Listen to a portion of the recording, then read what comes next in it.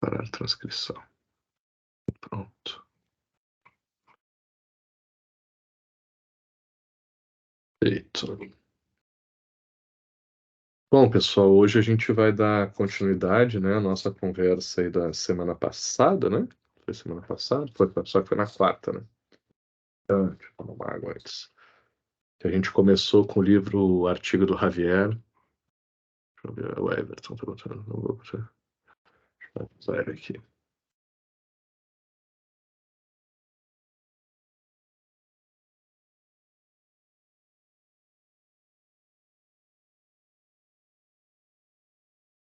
Vou só tomar uma aguinha gelada antes.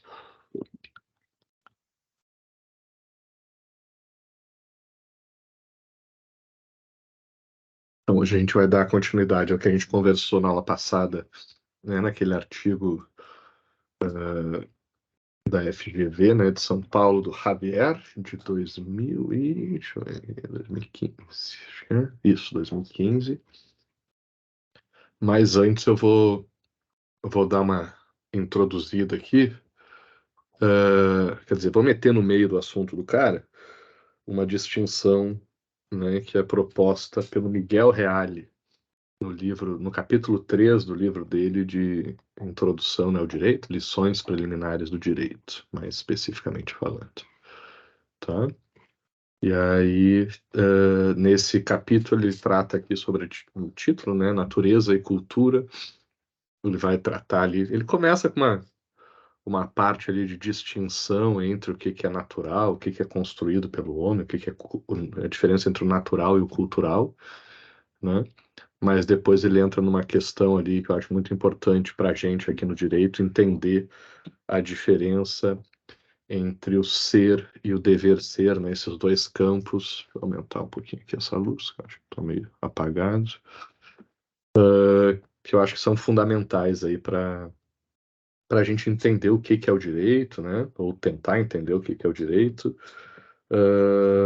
e quais os desdobramentos dessa visão sobre o direito para pesquisa, né, em direito ou sobre o direito, né, que é retomando lá o que o Javier está falando no seu artigo, só lembrando que ele está numa discussão forte lá sobre o papel, né, sobre o tamanho da importância da pesquisa empírica em direito, né, se é possível fazer pesquisa empírica, né, que vai lá e recolhe dados sobre a realidade, observa uma realidade concreta, né, mensurável, né, que possa se comprovar verdadeira ou falsa, para trazer essa informação para o direito, para ajudar então essa informação a construir um direito embasado na realidade, né? Ou se não, ou se essa metodologia aí fica mais restrita, né? Esses métodos ficam mais restritos, né? Ao campo das ciências sociais, das ciências humanas, né? Da sociologia, da ciência política, da história, da economia, da antropologia, né? E se o direito é uma área separada e que às vezes, né, rola um estudo ali dessas áreas sobre assuntos do direito, mas aí são pesquisas antropológicas sobre temas do direito, sociológicas sobre temas do direito, né? Econômicas, sei lá, políticas, né, históricas sobre o direito, né, filosóficas também, se quiser. Né? Filosóficas aí menos, né, não entraria nessa questão empírica, né, comprovada cientificamente. Mas a ideia seria essa, né, verificar se o direito tem a ver com essas áreas ou não, se são áreas separadas, especificamente, né, nesse ponto sobre a pesquisa empírica. O Javier ele está trazendo, né, está dando uma importância, obviamente, me parece meio claro, né, depois quando a gente analisa o currículo dele, acho que fica evidente de que ele está tentando trazer, né, propondo, né, uma ênfase, uma importância maior para a pesquisa empírica na área do direito, né? Mas achei muito bacana, essa foi uma das razões que eu selecionei esse artigo dele, porque ele trabalha o tempo todo, né, botando limites, dizendo, olha, eu sei que, né, as verdades, né, obtidas aí na ciência não são absolutas, não são eternas, né, são temporárias e tal, ao mesmo tempo que ele também está sempre reconhecendo a importância do lado mais doutrinário, dogmático do direito, né? Nós vamos ver hoje aqui, né, algumas teorias que dizem que não, que o direito não tem que se meter nessas áreas de pesquisa empírica. Então, acho muito importante, né, quem já foi me orientando, aí sabe, eu estou sempre propondo aí na pesquisa, né, essa reflexão sobre os dois lados, né, da pesquisa, do nosso objeto. Eu acho fundamental na, na pesquisa acadêmica a gente trazer essa comparação, mesmo que seja uma pesquisa doutrinária, dogmática, né, é importante a gente tentar balancear diferentes perspectivas, né, senão fica muito artigo de opinião, ou até de militância, né, a gente defendendo um lado, defendendo o outro lado, quando a gente só mostra um lado, ou só mostra os benefícios de um lado e os problemas do outro. Então, achei muito bacana no artigo esse do Javier, porque ele traz, igualmente, ele vai até o finalzinho, até as considerações finais dele, ele vai lá, né, defendendo também a importância do outro lado. Então, me parece que está claro que ele está defendendo, né, uma valorização da pesquisa empírica, mas ele vai até o final dizendo, não, olha, né, outras pesquisas não empíricas também são importantes, dá para entender as teorias, né, que fundamentam isso. Então, vou começar aqui, vou compartilhar com vocês a minha tela. Deixa eu só deixar no ponto aqui. Vou compartilhar com vocês a minha tela, porque eu preparei aqui alguns slides, né, para a gente trabalhar esses dois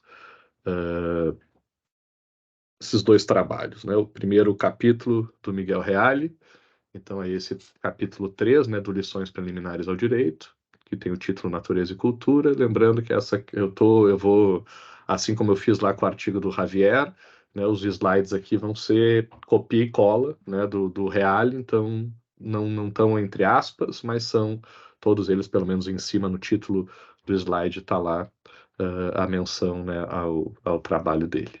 Tá? Eu acho que no caso do Reale aqui não tem nenhuma citação dentro do texto dele, então vai ficar tudo sem aspas, tá? Apesar, falei já errado aqui. Já começa com o do Montesquieu, ele citando, na verdade tem uma citaçãozinha do Montesquieu. Então, primeira coisa aqui, né? Primeiro o Reale vai trabalhar essa distinção aí entre o dado, o natural, né, e o construído, o natural e o cultural. Cara, eu já vi algumas pesquisas não, alguns debates, né, sobre isso. É muito difícil, né, a gente distinguir o que que é da natureza, o que que é construído pelo homem. Por um lado, porque o homem, né, ou pelo ser humano, por um lado, porque o ser humano constrói tudo que constrói, né, com base em coisas da natureza. Não tem como dizer que uma coisa é artificial, né, ou tipo extraterrestre, né, não natural, porque tudo que a gente faz, por mais um computador, por mais que pareça uma coisa de outro mundo, não natural, é feita com coisas da natureza, né? Por mais que não pareça plástico, ferro, aço, né? Qualquer substância usada aí nesses equipamentos são substâncias naturais, né? E além disso, nós seres humanos também somos, né, coisas naturais, também fazemos parte da natureza. Então é uma discussão muito complexa, né? Num primeiro momento parece muito fácil, tem coisas que brotam em árvore, né, e que são naturais, e tem coisas que são produzidas pelo ser humano que daí seriam culturais construídas. Mas eu já vi alguns debates que aprofundam nessa questão, e bons debates assim que vão naturalmente para o ponto onde que chega rapidamente na conclusão de que é muito difícil fazer essa distinção entre o que é natural e o que é construído pelo homem, né? Também agora estou me dando conta que eu estou com alguma alergia, que eu acho. Espero que não esteja pegando nenhuma virose. Mas o que nos importa aqui para a nossa discussão, né, é uma classificação que ele vai fazer das leis, né? Primeiro ele vai trazer aqui essa noção, de acordo com ele, vinda do Montesquieu, né? Não conheço essa referência do Montesquieu diretamente, mas que lei seria uma relação necessária, né, que resulta da natureza das coisas. Aí aqui, né, vai a natureza das coisas. Acho que dá para entender lá na época do Montesquieu, que ele vê como natureza das coisas, né, mesmo nessas leis, depois que a gente vai ver aqui, chamadas de culturais, né, ou das ciências sociais, do direito, que seriam mais construídas pelo ser humano, né, me parece que ele, no Montesquieu, na sua época, ainda entendia que era uma coisa meio de Deus, meio da natureza. Então, para ele, ele acreditava que toda regra jurídica, toda norma jurídica, né, viria também da natureza das coisas, né, talvez num certo justnaturalismo, né, tendo como base aí uma ideia de que o direito brota da natureza, né, alguma coisa assim. Então, que as regras jurídicas, as normas jurídicas também brotariam da natureza das coisas. Mas aqui eu acho que essa definição do Montesquieu se aplica mais para as leis, né, físico-matemáticas aqui, né? De que algumas coisas têm uma natureza própria, né? Sei lá, a gravidade, por causa da massa, né? E a força da gravidade, e que gerariam ali uma lei, né, necessária, né? Necessária no sentido de ser a única possível, né? Porque é a natureza das coisas, porque no planeta que a gente vive, né, gera uma força gravitacional tal, né? Pelo que eu sei também não é força, não é o termo mais correto, e na física hoje chama de força, a gravidade, mas a gente não precisa entrar nisso. Mas que, tipo, no planeta que a gente tem, com a massa que tem, um objeto com a massa que tem, né, vai receber uma força, ou, né, de novo, força, vai receber uma atração tal, que vai gerar uma aceleração tal. Então, que isso seria da natureza das coisas, né, por causa da massa, da substância que compõe as coisas.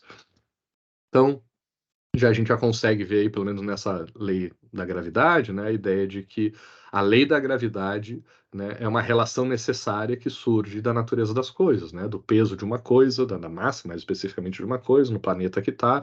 Se tivesse na Lua, né, mudaria a natureza, né, do planeta onde a coisa está, então mudaria a relação necessária, a gravidade seria outra, né, mas acho que a lei da gravidade, não sei se muda. Não sei se a lei da gravidade, não me lembro agora se a lei da gravidade se aplica só à Terra, ou vale para fora, ou se dá para adaptar, sei lá. Eu sei que funciona, a mesma lógica funciona em geral, para diferentes planetas. Então, deixa eu só fechar. Só falando coisa aqui. Então, a gente tem aqui, né, que lei seria isso, né, uma relação única possível entre coisas, né, a única relação possível entre certas coisas. E aí, que se esse termo lei é usado em diferentes áreas. Uma coisa é uma lei da física, como eu falei, lei da gravidade, ou uma lei da matemática, sei lá, pegar qualquer fórmula, qualquer equação aí que a gente tenha, né?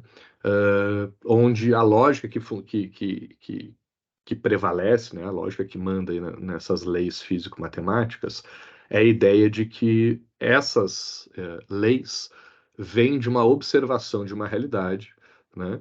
E se percebe, observando essa realidade, que as coisas são de um determinado jeito e que, portanto, a lei surge de uma percepção da realidade. Olhando para a realidade, se vê, ó, as coisas são assim. Quando a gente joga uma coisa para cima, a coisa começa a cair com uma velocidade tal, portanto, eu deduzo a lei da gravidade, né?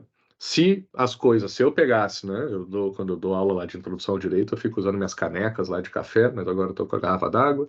Mas se eu jogasse minha garrafa d'água para cima e ela ficasse flutuando aqui na Terra, né, ia ser estranho para a lei da gravidade, né? Porque a lei da gravidade diz que a caneca teria que cair, porque ela tem uma massa maior do que, né, a densidade do ar e, portanto, ela teria que voltar a cair em algum momento.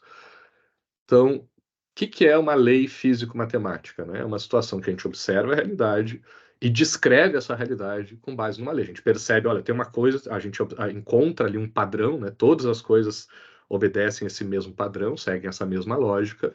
A gente traduz isso numa lei, né? E aí a gente diz que essa lei está descrevendo a realidade. Ó, essa lei da gravidade, que diz que as coisas caem numa velocidade tal, aceleração tal, né? Descreve a realidade, pelo menos no planeta Terra, né? Então eu jogo a garrafa para cima, vai subir, dependendo da força que eu jogar ela para cima, vai subir até uma altura, depois vai começar a cair numa aceleração constante, que é essa aceleração da gravidade, né? Que acontece se eu jogo a minha caneca para cima, né? E a minha caneca não começa a cair, né? Ou não cai na aceleração que a lei da gravidade diz que ela tem que cair. Mesmo que seja só uma vez, né? Só uma situação, uma única caneca, mas essa caneca tem a massa, né? Tem todas as características que a lei da gravidade diz que tem que ter. Eu estou no planeta Terra, né? Não tem nada, não estou, sei lá, numa câmara, sei lá, daquelas que eliminam, né, a gravidade, que diminuem a gravidade. Então, estou numa situação onde a lei da gravidade se aplica, né?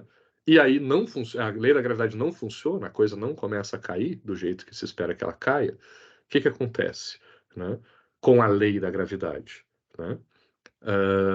E a pergunta que eu vou fazer depois que a gente for para outras leis, né? Nas leis matemáticas e físicas, a gente tem que rever a lei. O problema está na lei. Por quê? Porque a lei é essa descrição da realidade, né? A lei está dizendo, olha, eu já observei várias situações, e pelo que eu vi, sempre que uma coisa acontece de tal jeito, funciona assim, né? Sempre que eu tenho um negócio com uma massa maior que a resistência do ar e tá, não tem nada segurando, a coisa começa a cair na aceleração da gravidade, porque está no planeta Terra, né? Se alguma coisa fugir dessa lei, for uma exceção a essa lei, a gente vai ter que rever a lei, né? Quem é que está errado quando a realidade diz uma coisa e a lei diz outra? Quando a gente está falando de leis físico-matemáticas, quem está errada é a lei. E a gente corrige a lei, né? Porque, na verdade, a lei não era lei, né? E aí tem um negócio que complica um pouco, né? A gente que fez uma má descrição da realidade. A gente que achou que as coisas eram de um jeito, criou uma lei e não tinha observado bem, depois percebeu que a lei estava errada. Tá? Tem até um exemplo muito clássico, né, do cara, de um David Hume, né, criticando o método indutivo, né, que vem desde Aristóteles, né, e o Hume vai dizer que tem um problema no método indutivo, de ficar observando várias coisas para criar uma regra geral, que é o que criam essas leis, né, porque, por exemplo, na época, os biólogos só conheciam cisnes brancos, né? Então tinha meio que uma lei biológica de que todo cisne é branco. Então já tinham andado por boa parte do planeta Terra e toda vez que encontravam um cisne, o cisne era branco, né? Só que mais ou menos nessa época, né, os primeiros cientistas, biólogos, sei lá, chegaram na Austrália, no continente australiano, e lá diz que tem uma espécie de cisne que é negro, que é preto, né? E é cisne negro, a tal da espécie. E aí, tipo, por mais que já tivessem observado, sei lá, quantas dezenas, milhares, né, milhões, bilhões, não interessa a quantidade, de cisnes, e todos fossem brancos, basta um cisne de uma outra cor, né, basta uma observação contrária à lei que existia antes, que acaba com a lei. Né? Acaba com a lei de que todo cisne é branco. Só preciso de um. Eu posso ter 1 trilhão de cisnes brancos, mas a hora que aparecer um cisne preto, eu vou dizer, eu não posso mais criar a lei e dizer que todo cisne é preto, todo cisne é branco. Entenderam essa lógica? Né? Então, quando acontece isso, né, quando a gente tem um fenômeno na realidade contrariando a lei, né, mesmo que seja só um, a gente tem que modificar a lei, né, modificar a teoria que a gente está usando. Né? Isso na física ou na matemática. Né? Já em outras leis, depois eu vou explicar aqui para vocês que a gente tem um desdobramento maior, né? Tem um outro tipo de leis que o Reale chama de leis culturais, né?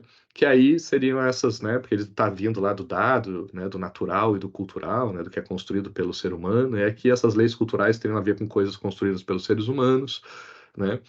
E aí, por isso, estariam frequentemente, né, referenciadas em valores nossos, né, coisas que a gente acha positivas, coisas que a gente acha negativas, coisas que a gente deseja, coisas que a gente não quer, que a gente não deseja, né? E também com objetivos, né? Então, a gente quer chegar em tal lugar ou a gente não quer chegar em tal lugar, né? Tem a ver com esse desejo ou não desejo sobre alguma coisa. Por isso, o Reale vai dizer, né, que algumas dessas leis culturais, na verdade, aqui ele dá uma generalizada no começo, mas algumas dessas leis naturais, dessas leis culturais, desculpa, né, têm natureza axiológica, né, ou seja, estão ligadas a valores, né, de coisas. Ah, eu acho bom fazer isso, acho ruim fazer aquilo, que de certa forma também estão relacionados a uma natureza teleológica, né? Teleológica tem a ver com uma coisa que tem um estudo, né, um foco na finalidade, no objetivo, né, que alguma coisa tem. Né? Então, a teleologia é dizer, olha, se eu estou aqui dando aula, se eu montei esse grupo de pesquisa com vocês, é porque eu tenho um objetivo, porque eu quero construir uma comunidade acadêmica no projeção, sabe? Então, a teleologia é o estudo das coisas através da sua finalidade, né? Eu posso estudar o nosso grupo de pesquisa aqui, sei lá, pela quantidade de participantes, pela quantidade de produções, pelos assuntos que a gente fala sobre, né, sobre valores, sei lá, a gente discute, né, valores aqui dentro ou não, quais valores que a gente tem, ou a gente pode estudar, né, o grupo de pesquisa com base na sua finalidade. Mesma coisa pode ser feita com uma sociedade, né, estudar qual é a finalidade daquela sociedade, é de se desenvolver, é ser mais igualitária, ter mais riqueza, sei lá. Né? E aí também se misturam os valores. Então, as leis culturais aqui têm um pouco essa tem um pouco não, né? Se caracterizam aí por essa perspectiva, essa dimensão axiológica dos valores ou teleológica das finalidades. E aí, dando continuidade aqui, né? Ele vai desenvolver, ele vai desdobrar, então, dizer que as leis culturais também se dividem em duas categorias. né? As primeiras, né, se ele traz aqui alguns exemplos, né, leis sociológicas, históricas ou econômicas, né, algumas áreas da ciência também, né, sociologia, história, economia, né, que, né, ele diz que fazem, né, algum juízo de valor, né, mas faz esse juízo de valor com base em fatos observados. Aqui eu acho que, né, merecia um aprimoramento da descrição do Reale, porque, na verdade, sociologia, história e economia é complicada essa coisa do valor, né, do juízo de valor nessas ciências sociais e humanas, porque, por um lado, tem uma discussão grande, né, nas ciências sociais. Se as ciências sociais devem ser descritivas, só descrever a realidade, dizer, olha, a sociedade funciona assim, né, a história foi assim, a economia funciona de tal jeito, e não fazer nenhum juízo de valor. Não dizer, olha, se é bom ou ruim, não estou estudando isso, né? O que importa aqui é descrever a realidade. E aí a gente ficaria muito parecido aqui na sociologia, na história, na economia, né? Com o que as leis da física e da matemática fazem, né? Que é descrever como que as coisas funcionam. Se eu disser que a sociedade funciona de tal jeito, encontrar uma sociedade que não funciona daquele jeito, eu estou, né, derrubando também aquela lei sociológica, aquela lei histórica, econômica, apesar de se poder pensar aqui em leis que não acertem sempre, né, que sejam mais tendências e não leis tão absolutas quanto na física. Mas, né, o que acaba acontecendo na prática, acho que por isso que o Reale está colocando dessa forma, é que quem acaba estudando sociologia, história e economia, muitas vezes acaba, de forma mais explícita ou mais implícita, né, fazendo algum juízo de valor, né, dizendo, a sociedade se comporta de tal jeito, né, e de alguma forma, mais clara ou menos clara, acaba dizendo se acha aquilo bom ou ruim, né? Então tem um certo juízo de valor, e aí tem uma teleologia também, né? Um negócio de dizer, olha, para qual é a sociedade que a gente quer, para onde que a história tem que caminhar, qual é a melhor forma de organizar a economia, né? Então esse juízo de valor também leva a uma certa finalidade, a um certo objetivo que se queira alcançar na sociologia, na história, na economia. E ele cria uma segunda categoria dentro das leis culturais, que ele chama de leis éticas, né? De forma mais geral, e estariam incluídas aí as regras ou normas, né, morais, regras políticas, religiosas, jurídicas, né? Nesse caso aqui, né, se com base em valores ainda, né, aqui totalmente com base em valores, totalmente com base numa teleologia de onde que a gente quer chegar, a gente criaria uma obrigação, né, de um certo tipo de comportamento dentro da sociedade. A gente diria, olha, tu tem que agir de tal forma na sociedade, que essa é a forma correta, essa é a forma desejável, né, essa forma ética, moral, né, lícita, né, para obter, para que a sociedade esteja caminhando, né, ou que tu esteja contribuindo para a sociedade caminhar para o melhor destino, né, dentro dos melhores valores. Então, essas leis éticas nos dizem qual é a forma correta da gente agir na nossa vida, na sociedade, né? E a gente pode ter essa base, com base numa ética, numa reflexão mais filosófica, mais geral, pode ser com base na moral, que seria uma coisa mais pessoal, né, mais individualizada.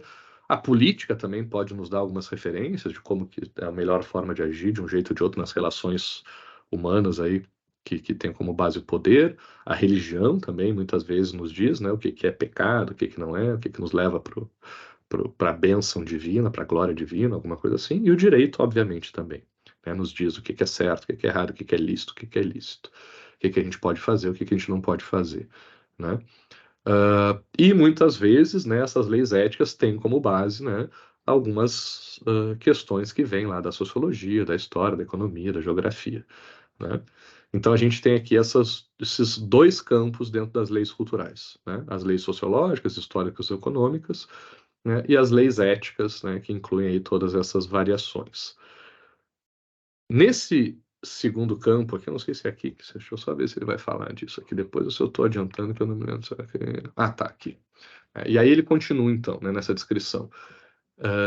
Essas leis físico-matemáticas, né, quando a gente descreve a realidade, né, e diz que quando a gente joga uma garrafa para cima, daqui a um tempo ela cai numa aceleração tal, a gente está descrevendo a realidade. Então, por isso a gente está no campo do ser, dizendo como é que as coisas são, né? O que a física e a matemática fazem é descrever como é que as coisas são. Quando eu tenho um triângulo, né, com um ângulo reto, né, a soma do quadrado dos catetos, né, vai ser igual ao quadrado da hipotenusa, né? Então, né, essa lei matemática, né, funciona em todo o triângulo que eu observo, né? A lei da física, da gravidade, funciona em todo o corpo que eu vejo, né, se movimentando no ar, né? Porque a gravidade, pelo menos no nosso planeta, né? Porque isso está descrevendo como que as coisas são na realidade, certo? Então, essas leis são do campo do ser, né? Porque elas descrevem como as coisas são. A sociologia, a história e a economia, né, entre outras aí também, né, dessas ciências sociais e humanas, né, elas têm um lado de descrever como é que as coisas são, como eu expliquei para vocês, quando cria uma a sociologia vai ver como é que as sociedades se organizam, geralmente, aí cria uma forma de descrever a realidade, uma forma de descrever como que as coisas são na sociedade, a história vai descrever uma forma como que as coisas são ao longo da história, a economia vai descrever como é que as coisas são na economia, né, nas relações econômicas. Então, existe um lado dessas ciências que são descritivas, que elas descrevem como que as coisas funcionam na realidade, né? Mas como a gente viu, o Reale já começa a trazer isso, já começa a ter uma certa valoração, né? E quando a gente diz valor, é a gente dizer, olha, né, tem uma sociedade que funciona de um jeito, outra sociedade que funciona de outro jeito, né? A gente começa, né, meio que automaticamente, inevitavelmente, a construir um certo juízo de valor, de dizer, né, se que tal forma de organização social é mais desejável do que outra, é melhor do que outra, né, atribui valor, e, portanto, a gente acaba trazendo uma questão teleológica, né, de finalidade, de objetivo, então, portanto, eu vou tentar seguir aquela sociedade, né, ou a gente deveria tentar seguir aquela sociedade que a gente considera melhor, né? Ou deveríamos seguir aquela forma econômica que a gente considera melhor, né? Muito difícil ter um estudo dessa área sem ter essa questão valorativa teleológica. E aí, quando esses estudos fazem isso, eles começam a entrar também no campo do dever ser, que é tipicamente, né, um campo do direito, da religião, da política, da ética e da moral, né? Esses estudos desses campos são sempre do dever ser. Então, sempre não só descrevendo a realidade, mas olhando para a realidade, dizendo, olha, a realidade é de tal jeito, mas a gente gostaria que ela fosse de outro jeito, né? Sei lá, as pessoas se matam, as pessoas cometem, né, assassinatos aí, né, na nossa sociedade. A gente não acha legal isso, a gente não acha legal que as pessoas se matem por aí. Então a gente cria uma regra jurídica, uma norma jurídica, dizendo, olha, né, se matar alguém, a pessoa vai ficar presa aí de 6 a 20 anos. Né? Então, a gente está dizendo, não mate alguém, senão tu vai ficar preso. É uma forma de dizer, né, implicitamente, está dizendo, não mate alguém para não ficar preso de 6 a 20 anos. Né? Por quê? Porque no campo do dever ser, como a gente acha que a sociedade deveria ser, a gente acha que as pessoas não deveriam se matar, não deveriam se bater, não deveriam se roubar, não deveriam caluniar umas às outras, né? Estou pegando aqui só crimes, mas né, deveriam cumprir os contratos, os combinados, né, deveriam estabelecer relações familiares, né, equilibradas, justas e tal. Então a gente cria uma série de regras jurídicas dentro do que a gente acha que a sociedade deveria ser, né, de como que ela deveria ser. Né? Então essa é a característica aqui das leis jurídicas. A mesma coisa vale para as leis religiosas, políticas, morais e éticas. Tá? E aí, então, só para a gente terminar aqui que o Reale vai nos dizer, né? O legislador, lembrando que quando a gente fala aqui de legislador, não é um ser abstrato, não, tá? São os nossos deputados, senadores, né? Que, pelo menos falando do âmbito federal, né? Os deputados federais, né? E senadores, né? Criando nossas leis federais, estão lá agora, trabalhando lá no Congresso. Agora não, né? Porque a sexta, esse horário já deve ter parado, mas ontem ficaram até tarde aí, né? Votando a reforma tributária. Né? Então, o legislador são as pessoas que estão criando as leis da nossa sociedade. Né? Se quiserem, aqui no Distrito Federal, os deputados distritais, no Estado, os deputados estaduais, e nos municípios, os vereadores. Tá? Então, é dessas pessoas que o Reale está falando, pessoas bem concretas, bem reais, bem palpáveis para a gente. Né? Então, o legislador não se limita a descrever um fato tal como ele é. Né? Então, quando alguém cria uma lei, não está só dizendo, olha, as coisas são assim, né, como faz o físico ou o sociólogo, né, nessa atividade descritiva. Mas, baseando-se naquilo que é, nessa realidade, nesse ser, no campo do ser, baseando-se no ser, determina que algo deva ser. Então, veja, o direito, o legislador, né, faz isso. Ele olha para o ser e, a partir do ser, ele diz como que as coisas deveriam ser. Né? E aí, veja, ele faz isso com a previsão de diversas consequências caso se verifique a ação ou omissão, né? A obediência à norma ou a sua violação. Então, o legislador diz, olha, as coisas, percebe que as coisas são de um jeito, prescreve, né, dizendo as coisas deveriam ser de tal jeito, e ainda continua. Se não forem, né, aí vai ter alguma consequência, né? Se fizerem de tal forma, ou se não fizerem de tal forma, se matarem alguém, ou se não fizerem, não cumprirem os contratos, vai ter consequência, né? Se obedecer a norma ou se violar a norma. Então, toda norma ética, né, aquela religiosa, política, jurídica, moral e ética, né, expressa um juízo de valor, então diz, né, é legal ou não é legal matar alguém? A gente gosta ou não gosta de que uma pessoa mate a outra? Não, não gostamos, então valor negativo, né? E aí, então, a partir desse juízo de valor, né, se estabelece uma conduta desejada, né, não mate alguém, e se cria uma sanção em cima daquela norma, né? Se matar alguém, a gente não quer que mate, mas se matar alguém vai ter uma sanção, vai ter uma punição, né? E essa sanção seria, então, uma forma de garantir a conduta que a gente deseja, né? Eu vou botar lá pena de 6 a 20 anos para tentar garantir que as pessoas não matem umas às outras, né? Então, se cria essa punição, essa sanção, já sabendo, né, numa norma ética, que ela pode não ser cumprida. Né? E aí o Reale continua. Essa necessidade de prever uma sanção, né, para que a gente consiga assegurar, né, o cumprimento da norma, né, e o atingimento da teleologia, da finalidade que a gente deseja alcançar, dessa sociedade onde as pessoas não se matem ou se matem menos, né?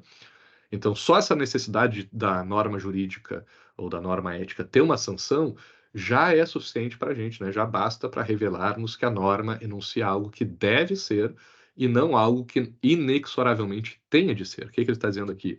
Né? Que a norma jurídica, a norma ética, de maneira mais geral, ela diz como é que as coisas têm que ser, mas não como as coisas são. Né? Ou seja, né, ela está prevendo que algumas pessoas possam descumprir. Enquanto a lei da gravidade lá, eu posso jogar minha caneca para cima e ela sempre vai cair, e se uma vez, né, ela não cair, eu tenho que refazer a lei. Nas leis éticas, não. As leis éticas, elas prevêem a possibilidade da sua violação, elas são feitas justamente porque já se sabe que elas vão ser violadas, né? Não precisa criar uma lei para uma coisa que todo mundo cumpre, né, na sociedade, uma lei ética, né? Pelo contrário, é uma coisa que todo mundo cumpre vai acabar virando uma lei sociológica, né? Uma lei, sei lá, de alguma antropológica, alguma coisa assim, para descrever como é que as coisas são. No campo da ética, do dever ser, a gente só cria isso, uma lei ética, né? Uma lei jurídica, mais especificamente aqui para a gente, quando a gente sabe que as coisas não são daquele jeito, a gente sabe que as pessoas se matam na sociedade, e por isso a gente precisa criar uma norma para isso. Mas a gente sabe que não vai ser criando a norma que todo mundo vai parar de matar quando for o caso, né? De se matar quando for o caso. Então, a gente cria uma sanção para dizer, olha, como eu sei que nem todo mundo vai cumprir essa minha lei, então já aviso, quem não cumprir vai ficar preso de 6 a 20 anos. Então, toda norma ética é formulada no pressuposto, né, com base, né, na ideia da liberdade do seu destinatário, da pessoa que vai se submeter àquela norma, que vai poder obedecer ou não a essa norma. Né? Então, a gente diz para a pessoa, olha, não mate alguém, né, senão vai ficar preso de 6 a 20 anos. Mas eu vou fazer isso sabendo que a pessoa tem liberdade, né, tem livre-arbítrio, e ela pode dizer, não, tá? A lei está dizendo para não matar, mas eu vou matar mesmo assim. Né? Ou porque eu acho que eu não vou ser preso, não vou ter que cumprir a pena, ou porque eu não acho que vale a pena, não me importo de cumprir a pena, seja lá o que for. Né? Então é importante deixar claro aqui para a gente, pessoal, que uma norma ética se caracteriza justamente pela possibilidade da sua violação. Né? Não é nem pela possibilidade, é pela previsão, né, da sua violação, diferentemente das leis da física. Tá? Enquanto as leis da física, se eu jogar minha garrafa pro ar, ela tem que cair de volta, porque senão a lei está errada. Aqui, se eu digo não mate alguém, mas alguém vai lá e mata, o que eu faço? O que eu tenho que corrigir? É a lei? Senão a lei continua certa, ela está com o valor correto, a lei ética, né?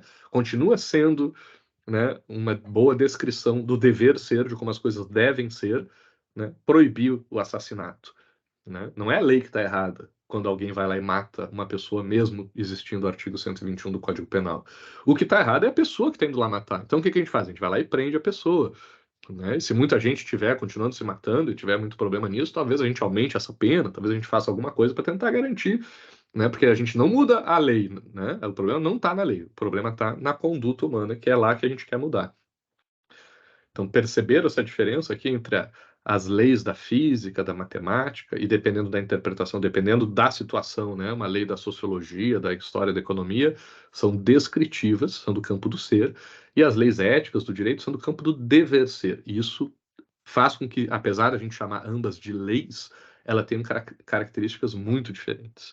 Aí, com base nisso, eu construí aqui, né, um esqueminha bem basicão, bem, né, simples, tá, para tentar ficar mais fácil de vocês visualizarem essa diferença. Então, a gente tem dois campos, o campo do ser e o campo do dever ser. Né? O campo do ser é descritivo, né? Porque descreve a realidade, diz como que as coisas são. O campo do dever ser é prescritivo, prescreve, né, como a gente gostaria que as coisas fossem, como a gente acha que as coisas deveriam ser. Né? As ciências exatas são sempre do campo do ser. Né? E justamente por isso que elas são exatas também, né? Tem uma característica importante. Elas conseguem resultados tão precisos porque elas estão descrevendo uma coisa ali muito fechadinha, muito objetiva. Né? Então, temos as leis da matemática, da física, botei aqui a fórmula de Pitágoras, teorema de Pitágoras, né? Ou a lei da gravidade, né? E nas ciências sociais, sei lá, leis sociológicas, eu botei aqui uma que o Durkheim chegou, né? Do pai da sociologia, estudando lá o suicídio, na época, pelo menos no estudo dele, ele descobriu lá que protestantes tinham uma tendência maior ao suicídio do que os católicos, porque isso é uma descrição da realidade. Ele não está dizendo que os protestantes devem se matar mais do que católicos, não é o dever ser, não é que deveria ser assim. É que no estudo dele ele descobriu esse padrão, essa tendência. Né? A história, por exemplo, sei que tem um chavão aí, né? Uh, uma coisa que sempre se diz, né, de que grandes impérios, né, nenhum império dura para sempre, então grandes impérios, logo quando entram no seu auge, logo em seguida começam a entrar em declínio, né, começam a se acabar também, né, quem estuda história costuma perceber isso, que mesmo os maiores dos impérios, uma hora começam a cair, né, e na economia, por exemplo, a lei da oferta e da demanda, né, quanto mais coisas têm ou são ofertadas, né, mais menor o valor que aquela coisa tem, ou quanto maior a demanda daquilo, maior o valor que aquela coisa tem. Né? Então, não sei se eu falei certo, vou só repetir: quanto maior a oferta, menor o valor, quanto maior a demanda, maior o valor. Né? Então, essas são regras de que, leis, né, teorias que tentam descrever a realidade, né, seja nas exatas ou nas ciências sociais. Já no campo do dever ser, né, a gente vai ter leis éticas, morais, políticas, religiosas, jurídicas, né, que eu tentei achar alguns exemplos, só para não deixar sem exemplos, né? Mas aqui é mais difícil em algumas áreas. Leis éticas tem grande discussão, mas vamos pegar aqui uma coisa geral, né? Uma filosofia que meio que todo mundo acaba concordando, de não se fazer o outro que não quer para você mesmo.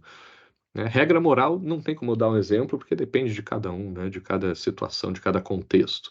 Né? Leis políticas, eu sei que na política tem uma coisa lá, né? De quem tem maior visibilidade, né? Maior tempo de televisão, ou maior grana para investir na campanha, na produção da campanha, para fazer panfleto, santinho, essas coisas, costuma atrair mais votos, né? Uma lei política, uma descrição também da realidade, né? Uh, a lei religiosa, ou também, né, uma forma de dizer como as coisas deveriam ser. Quer ganhar na política, então vai atrás de mais uh, tempo, né, na televisão, vai atrás de mais panfletos, vai atrás de mais recursos para a tua campanha. Assim que deve se fazer uma campanha política. Né? Na religião, aí botei em geral aqui, né, não pecar, a forma correta, né, de se agir, no dever ser, como é que a gente deve agir pela religião, e no direito aqui botei o exemplo do homicídio, como a gente já está conversando aqui, né, matar alguém em pena de 6 a 20 anos, que está implícito, né, ali uma ideia de não mate alguém. Né? Então acho que aqui talvez ajude a visualizar melhor esses dois campos, o campo do ser e o do dever ser, o ser descritivo, né? E por que eu estou falando isso? Porque agora, quando a gente for entrar no artigo lá do Javier, né? A gente vai ver que ele está justamente discutindo isso. Nós aqui do direito, do campo do dever ser, né? Tem como a gente fazer estudo empírico? Porque meio que não dá para fazer estudo empírico sobre, né? Não dá para a gente observar a realidade para saber como que as coisas deveriam ser, porque as coisas deveriam ser de um jeito diferente do que elas são, né? Então, o estudo empírico ajuda a gente a descobrir sobre como as coisas são, não como as coisas deveriam ser.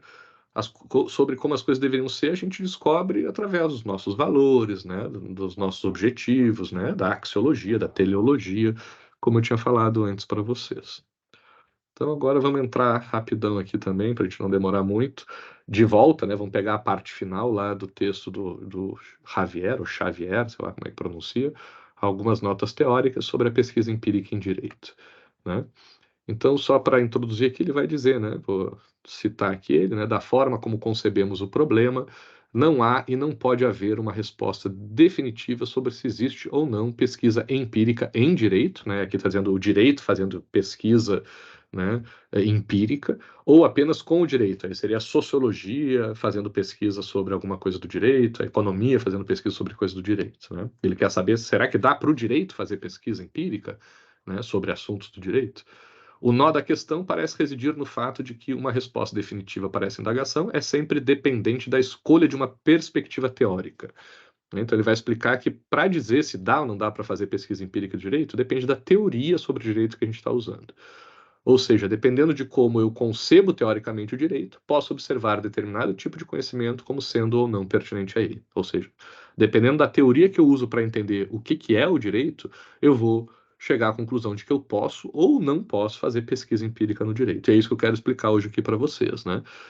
Já que a gente vai se propor aqui, né? O grupo agora passou a se chamar Direito em Evidências, para a gente buscar evidências sobre o direito, então também eu estou me alinhando aqui ao Xavier, né, de propondo aqui, né, um desenvolvimento, um aprofundamento maior em pesquisas empíricas em direito. Né, nós do direito fazendo pesquisas empíricas, né, buscando dados para descobrir coisas sobre a realidade, sobre o ser. Né? Mas, né, vamos trazer aqui alguns autores, algumas teorias que vão dizer que isso não deve ser feito no direito, que isso está fora do direito, tá bom? Então vamos começar aqui, vou trazer 5 correntes para vocês, na verdade, né, vou reproduzir o que o Xavier trouxe no artigo dele, 5 correntes sobre se pode ou não pode fazer pesquisa empírica em direito. 3 delas vão dizer que pode, 2 delas vão dizer que não. A primeira delas é uma das que dizem que sim, né? Vai dizer que a pesquisa empírica é apropriada, né, pela dogmática, né? Que a dogmática jurídica pode se apropriar da pesquisa empírica e fazer pesquisa empírica, né, em cima disso. Eu acho que essa aqui é uma das formas, né?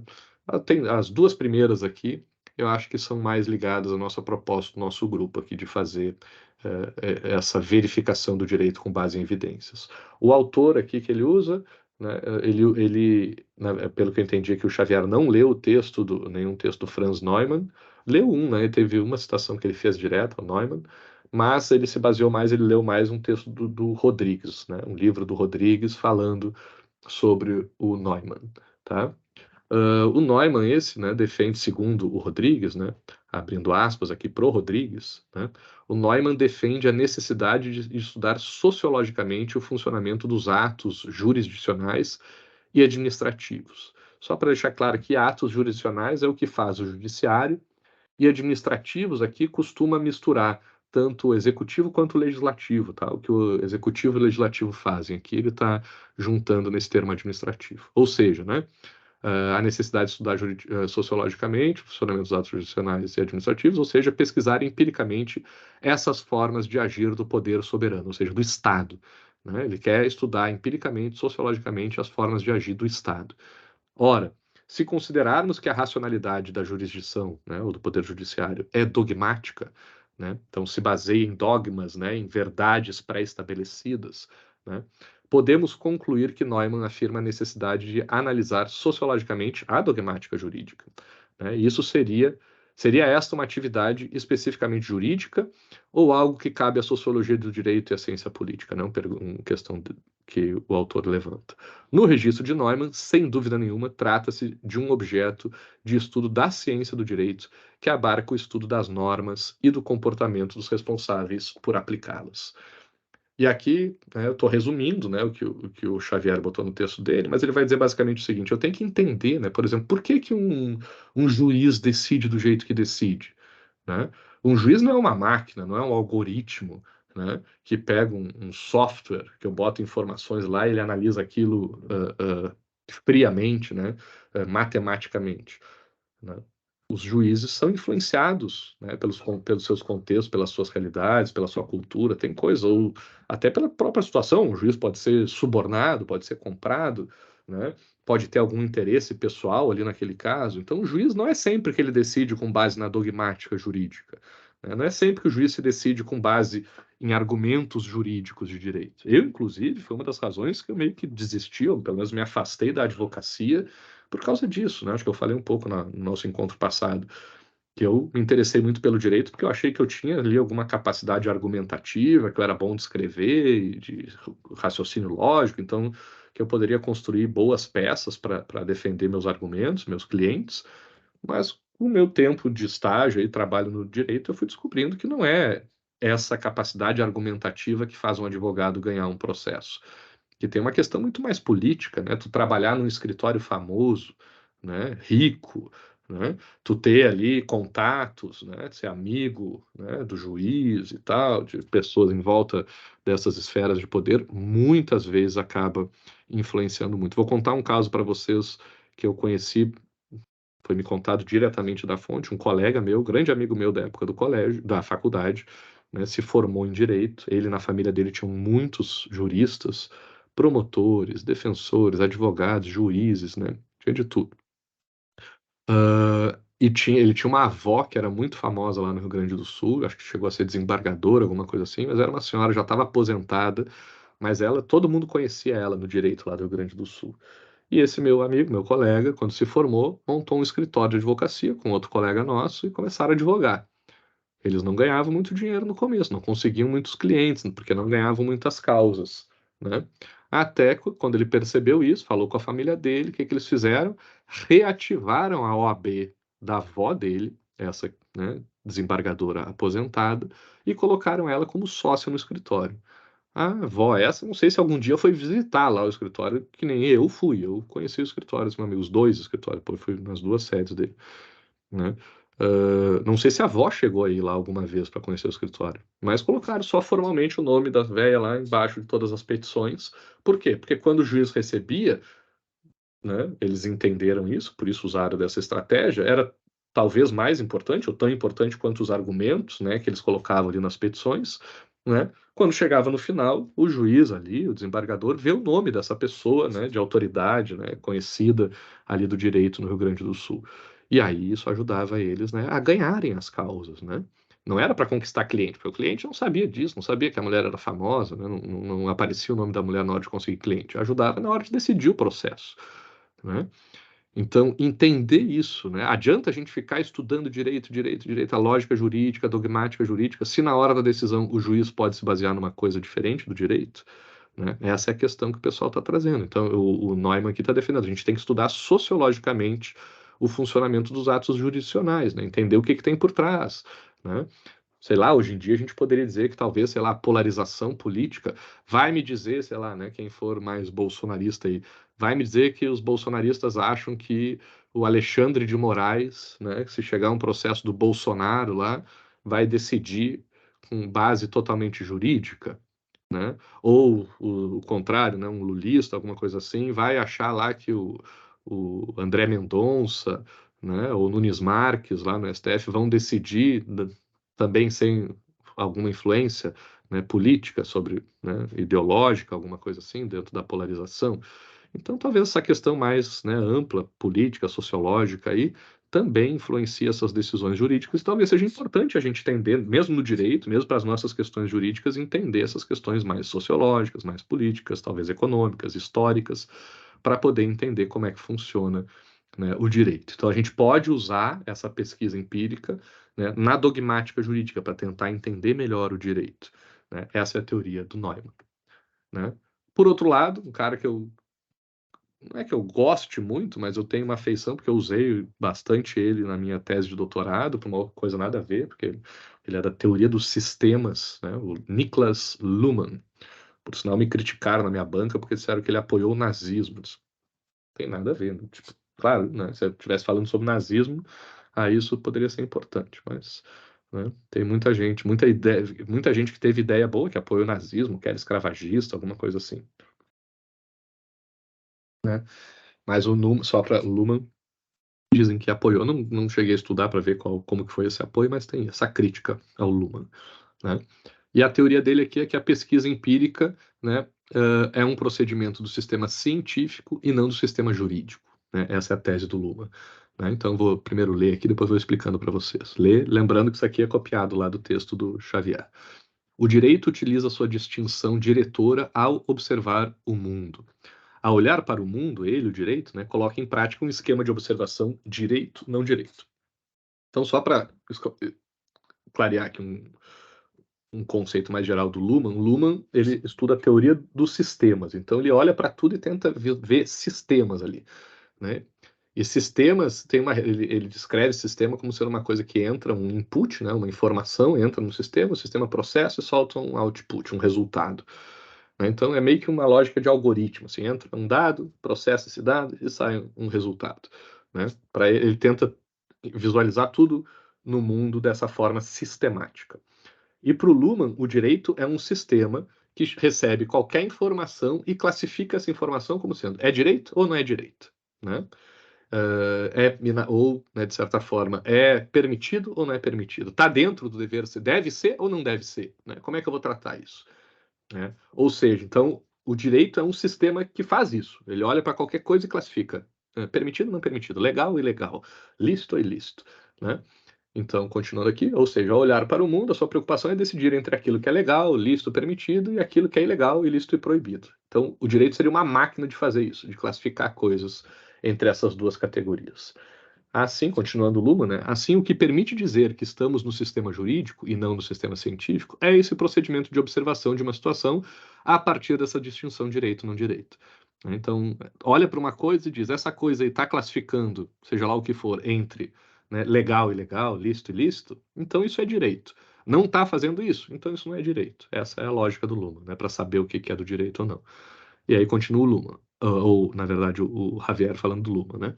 Ao fazermos uma pesquisa empírica, né, observando a realidade, que tem por objeto o direito, né, que eu vou observar alguma coisa do direito, no fundo o que estamos fazendo é aplicar outro código nessa observação.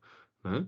O sistema científico, nessa concepção sistêmica do Luhmann, né, na sociedade, funciona a partir de uma distinção verdadeiro ou falso.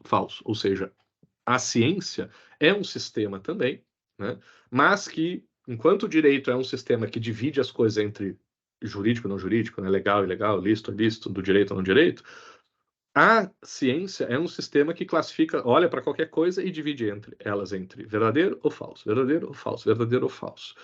Então, basicamente, para o Luhmann, o direito e a ciência seriam coisas diferentes, sistemas diferentes. Então, não dá para a gente misturar.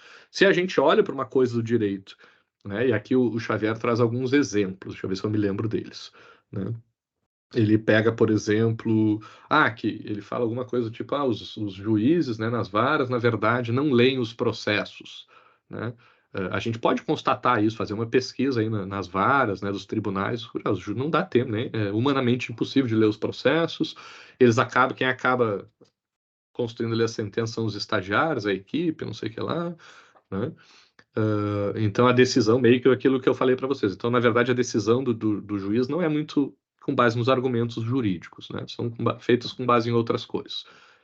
A gente vai olhar para isso e a gente vai dizer, né? Se a gente fizer uma pesquisa empírica, talvez alguém queira fazer uma pesquisa em cima dessa hipótese, né? Eu acho que as varas não leem os processos e decidem as coisas com base em outras questões e não nos argumentos jurídicos.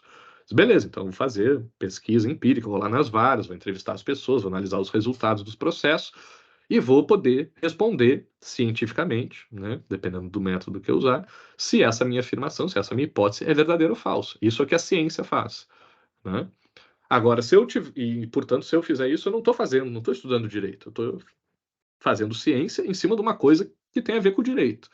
Né? Outro exemplo que ele traz nos casos de assistência a medicamentos, né, necessidade de assistência a medicamentos, subsídio aí para receber medicamentos, né, quando a via judicial é a mais efetiva. Vai lá, entra com um processo que o juiz manda pagar os medicamentos. Né, numa época, agora eu acho que mudou, mas um tempo atrás era assim. Não me lembro dos detalhes como é que está isso agora, mas pelo que eu vi, teve alguma mudança nisso, parece que não está tão assim agora. Mas uma afirmação possível seria dizer isso: olha, tu quer que o Estado provenha medicamentos, né, de alto custo, né, entra judicialmente, que assim funciona. Se tu pedir administrativamente, tu não consegue. Aí eu consigo fazer um estudo e ver, olha, quantos pedidos administrativos para o Estado pagar medicamento de alto custo tiveram, quantos foram negados, né, qual é o percentual de aceitação ou não desses pedidos na via administrativa e qual é o percentual de aceitação ou não na via jurídica. Se eu descobrir que juridicamente eu tenho, né, na via jurídica eu tenho muito mais concessões desses benefícios, está provado, é verdadeiro que juridicamente eu consigo mais subsídio aí para compra de medicamentos. Né? E isso para o Luma, então, é ciência. Isso é um método científico, isso não é jurídico. Jurídico seria eu analisar, vem cá, a concessão de subsídio para medicamentos de alto custo pelo judiciário é legal ou é ilegal? Está dentro da norma ou não está dentro da norma? Isso que é jurídico, isso que é estudo jurídico. Né? Ver se é ou não verdadeiro não é uma preocupação jurídica. Né? Verificar lá se os juízes decidem as coisas com base, né, nos argumentos ou não. Né? Eu posso até dizer, olha, isso é legal ou é ilegal? O juiz está violando alguma regra lá, norma do regimento interno do tribunal dele. Se for isso, eu vou fazer uma análise jurídica disso.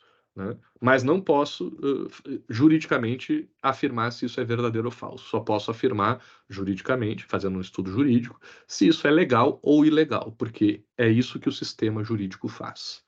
Tá? Portanto, para o Luhmann, não tem que fazer pesquisa empírica no direito. Só a sociologia pode estudar o direito e aí dizer se é verdadeiro ou falso. O direito não pode estudar cientificamente, empiricamente, o próprio direito, porque o direito só pode dizer se uma coisa é legal ou ilegal. Terceira corrente aqui, né, é um modelo de conhecimento jurídico em que a empiria, o estudo empírico é central, do Alf Ross. Né, é o do realismo nórdico, acho que é uma coisa assim, a teoria que ele se insere, que o grupo que ele está inserido. Né? Para o Ross, né, o direito é visto como um fenômeno social que não deve buscar sua validade num a priori metafísico. O que é isso? Né? É a ideia de que existe uma noção de justiça, existe uma ideia do que é certo, uma ideia do que é errado, o que é legal, o que é ilegal. De onde que vem essa noção lá que o sistema do Luhmann diz para classificar se isso é legal ou ilegal? Ah, porque está na norma. Tá, mas isso vem de onde? Quem é que disse essa norma? Ah, foi lá o Estado. Tá, mas e aí, de onde é que eles tiraram isso? Por que foi? O Luhmann vai dizer, porque o sistema é criado, bem positivista, assim, é criado, é isso que vale.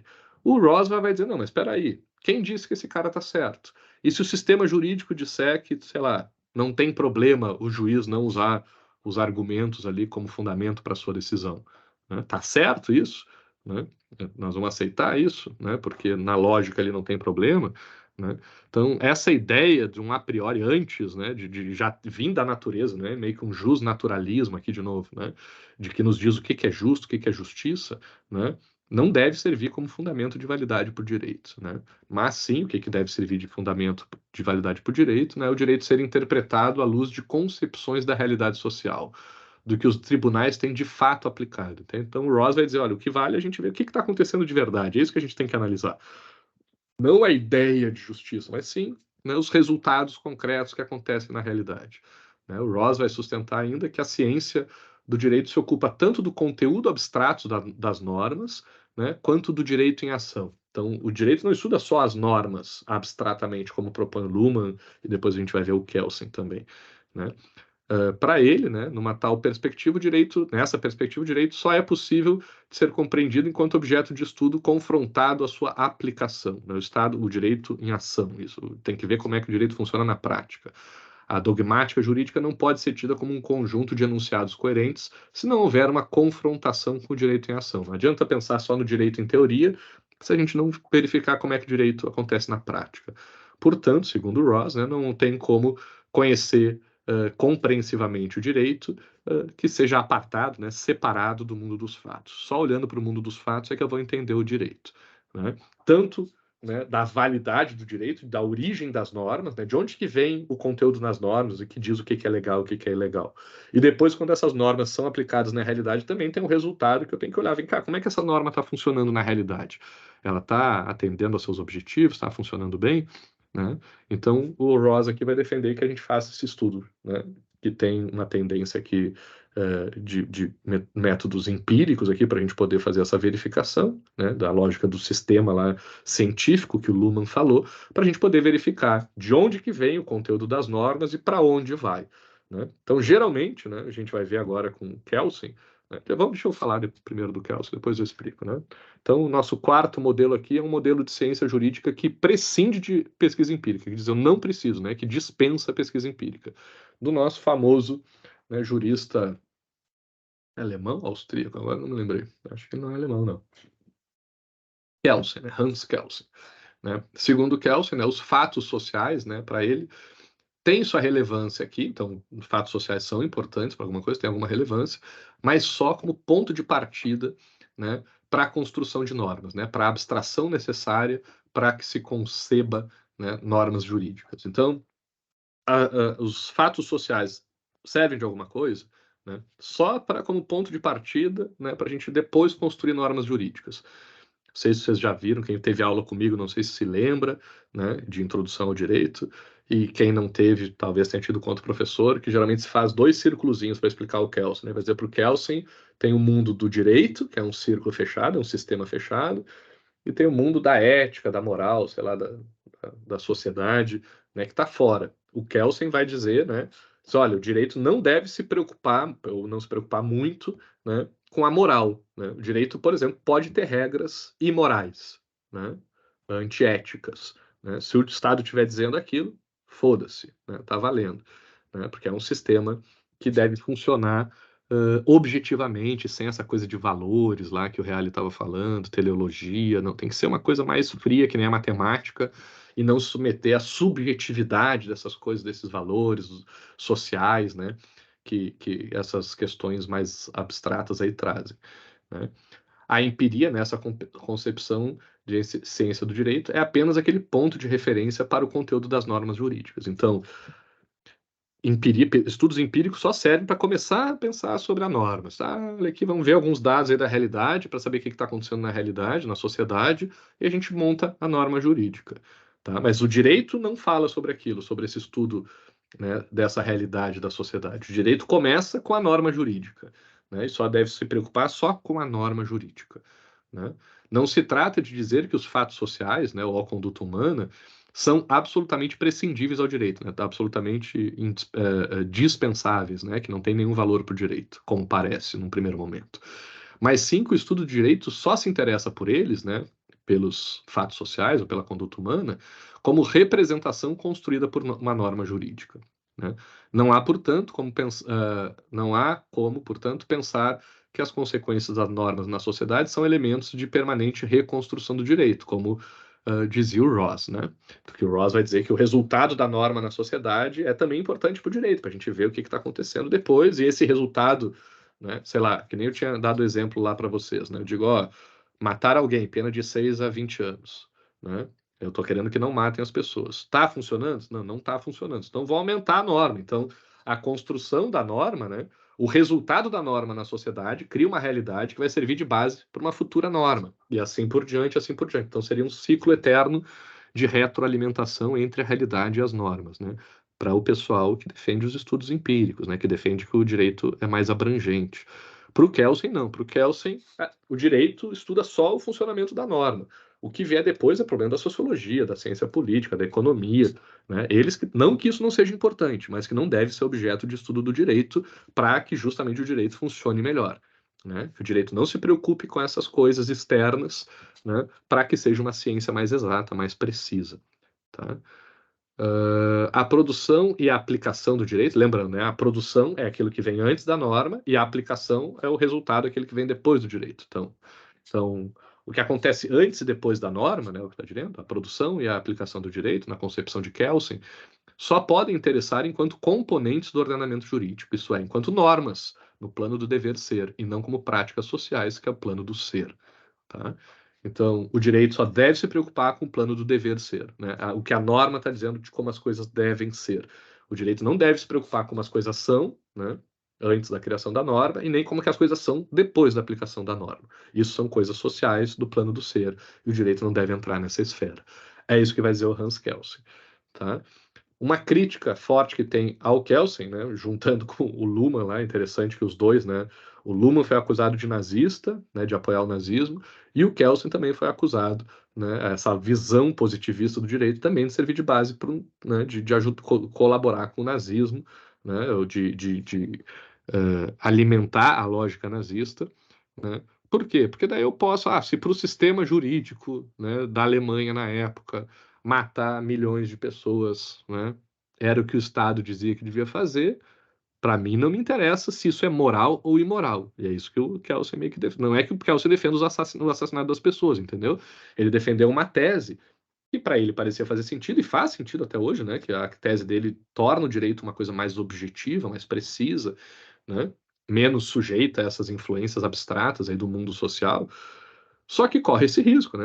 É bom por um lado, mas tem um problema por outro, que perde essa capacidade de perceber ou de se adequar quando percebe que está acontecendo uma imoralidade ou crimes, né? Atrocidades, né? Genocídios, como foi o caso dos nazistas, do nazismo, né?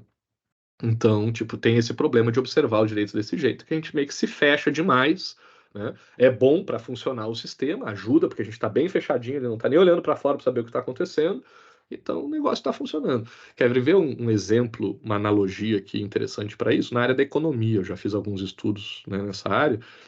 Por exemplo, tem empresa que vai estudar, uma indústria, né, vai estudar lá o seu funcionamento, como é que eu vou produzir, sei lá, algum produto qualquer numa indústria, né? Vou produzir telefone celular.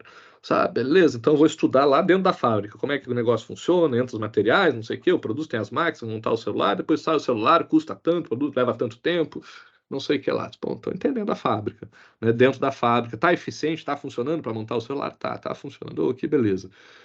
Tá, só que tem um negócio, essa fábrica, enquanto faz isso, ela vai gerando lixo, e esse lixo, né, esses resíduos, né, que eu vou gerando, eu tenho que jogar em algum lugar. Aí eu não, e é muito caro para eu poder fazer esse celular barato, se eu fosse descartar isso corretamente, para botar lá no negócio de reciclagem, não sei o que, isso ia encarecer muito minha produção, então eu acabo jogando em qualquer lugar, num rio lá, algum líquido, eu jogo no rio que passa atrás da fábrica, ou boto num aterro lá, algum negócio, e estou gerando poluição, né? No pessoal da economia, que faz esse estudo da administração, né, que faz esses estudos de produção de produtos econômicos, tem muita gente que chama isso de externalidades. Vai dizer, isso aí está fora do meu estudo aqui da economia, da minha atividade produtiva. Não tem nada a ver com isso. Eu estou tentando tornar essa fábrica eficiente. A poluição que está sendo gerada lá fora, isso é um problema que não me preocupa, né? E aí, de novo, a mesma coisa acontece aqui. Tu quer administrar bem internamente, né, o processo, né, de gestão do processo ali de uma fábrica, pô, ajuda bastante se eu não tiver que ficar pensando no meio ambiente, sabe? Porque pensar no meio ambiente torna a coisa muito mais complicada. E eu consigo ser muito mais eficiente se eu ignorar o meio ambiente, né? Eu consigo ser um melhor gestor interno da fábrica se eu não me preocupar com o meio ambiente e chamar isso de externalidades. Isso é problema do pessoal da ecologia lá, não tem nada a ver com isso, tá? Vou focar na minha eficiência na produção dos meus celulares. Uh, eu consigo ser mais eficiente funcionando assim, mas óbvio, eu estou gerando um problema social e deixando para os outros, né? Então eu vou me preocupar com a questão ecológica. Beleza, então tu vai ser menos eficiente na produção de telefone, né? Esse telefone vai ficar mais caro, porque tu vai ter que estar te preocupando com o descarte desses produtos, desses resíduos, né? E isso vai encarecer a produção do teu celular. E aí talvez um concorrente que não se preocupe com isso consiga vender mais barato que tu e ganhe de ti na concorrência, né? Então tem que ver. É um jogo, né? Um trade-off que se diz, né? Tu ganha por um lado e perde por outro. O direito é a mesma coisa, né? Se eu quiser pensar que nem o Kelsen, que nem o Luhmann, de fechar o direito num sistema não aberto a essas outras influências, eu consigo fazer o direito ser mais preciso, funcionar melhor, ser um sistema mais redondinho, mais hermético, né? Que não vai ter muitas falhas, não vai ter muitas incoerências, né, internas, porque eu consigo deixar de fora esses assuntos mais complexos, né, do efeito disso na sociedade, de onde que vem isso da sociedade. Mas eu estou ignorando coisas importantes do direito. Agora, se eu quiser levar em consideração essas outras coisas sociais, pô, legal, vou ter uma visão mais ampla sobre o direito. Mas eu vou ser menos preciso também, vou ser menos eficiente no direito, né? Então acaba, o que acontece, né? Trocando em miúdos aqui, para ser bem direto no direito.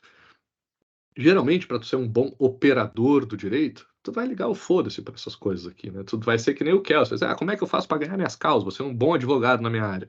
Não vou estar preocupado de onde vem a norma que eu estou usando, qual é a consequência disso na sociedade. Não, eu vou estar lá ganhando meus processos, né? E vou ser um advogado eficiente nisso, né? Agora, se eu quiser também nisso, ser um advogado, que eu estar me preocupado da origem das normas, né? De onde que vem essas normas que eu estou aplicando nos meus casos, as consequências disso para a sociedade, não só para os meus clientes, né? Cara, vai complicar bastante a tua atividade de advogado, vai ser bem difícil ser advogado desse jeito, né? Então, por isso que geralmente quem se preocupa mais com essas questões acaba meio que, né? Vocês têm professores que trabalham mais na advocacia, eu quase não trabalhei, eu sou um cara mais da pesquisa, né? Essa parte mais acadêmica, né? Mais teórica aí, que teórica não necessariamente pode ser empírica também, né? Mas tipo mais acadêmica, né? Mais conceitual da coisa, que acaba, né, se preocupando também com essas outras áreas, dizendo, peraí, mas de onde vem a norma? Para onde que vai o resultado dessa norma? Né? E aí eu sou menos eficiente na advocacia, né? Eu sou um pior advogado, mas sou um melhor jurista, sei lá, pensador do direito, né? Pesquisador do direito. Porque eu me preocupo com essa questão mais ampla e estou propondo aqui no nosso grupo. Agora, eu quero ser um melhor advogado para operar o direito? Pô, melhor então talvez deixar esse negócio de fora, né? E focar num ponto específico. Que não quer dizer também que tem gente que se preocupe, sei lá, com direito ambiental, vai estar preocupado com essa questão mais ampla, não sei o que lá, focado num ponto, mas também vai ter que fechar, né, certos aspectos ali para não complexificar demais o teu campo, para tu poder exercer. Sempre vai ter, né, essa troca, assim, de se abrir demais, tu fica menos eficiente, né? Se tu ficar mais eficiente, tu perde algumas dimensões que fazem parte da realidade mais ampla.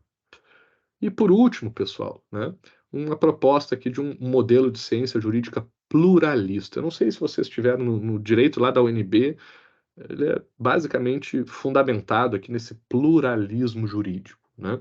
Acho que eu falei também para vocês na aula passada, no nosso encontro passado, né, que geralmente universidades federais, né, universidades públicas, se tem esse enfoque jurídico mais teórico, né, enquanto nas privadas, né, se tem uma coisa mais aplicada, uma tendência, né, não absoluta, mas geralmente se tem isso, porque se faz mais pesquisa, né, nas universidades públicas, e nas privadas, geralmente o pessoal estuda mais para entrar no mercado de trabalho. Mas aqui a gente está numa privada fazendo pesquisa, né? Graças a Deus. Graças, na verdade, ao projeção. Então, a gente tem que tratar essas duas questões. O que é o pluralismo jurídico, né?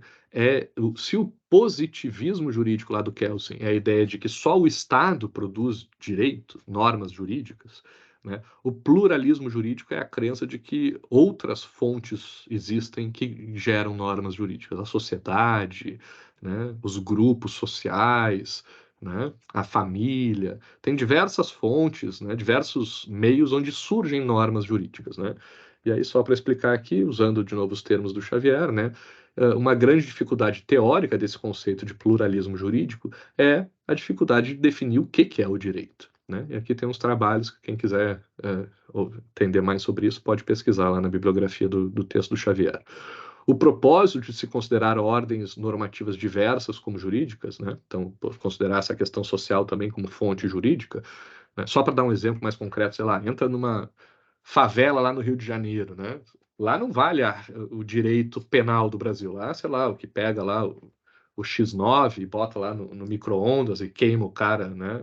Aqueles pneus pegando fogo, aquilo ali não foi criado pelo Estado brasileiro, mas é o direito que vale lá, é a regra que vale lá, mais do que o Código Penal. Né? E aí se discute isso. Aquilo é direito também? A regra lá que o pessoal do tráfico criou não pode ser chamado de direito?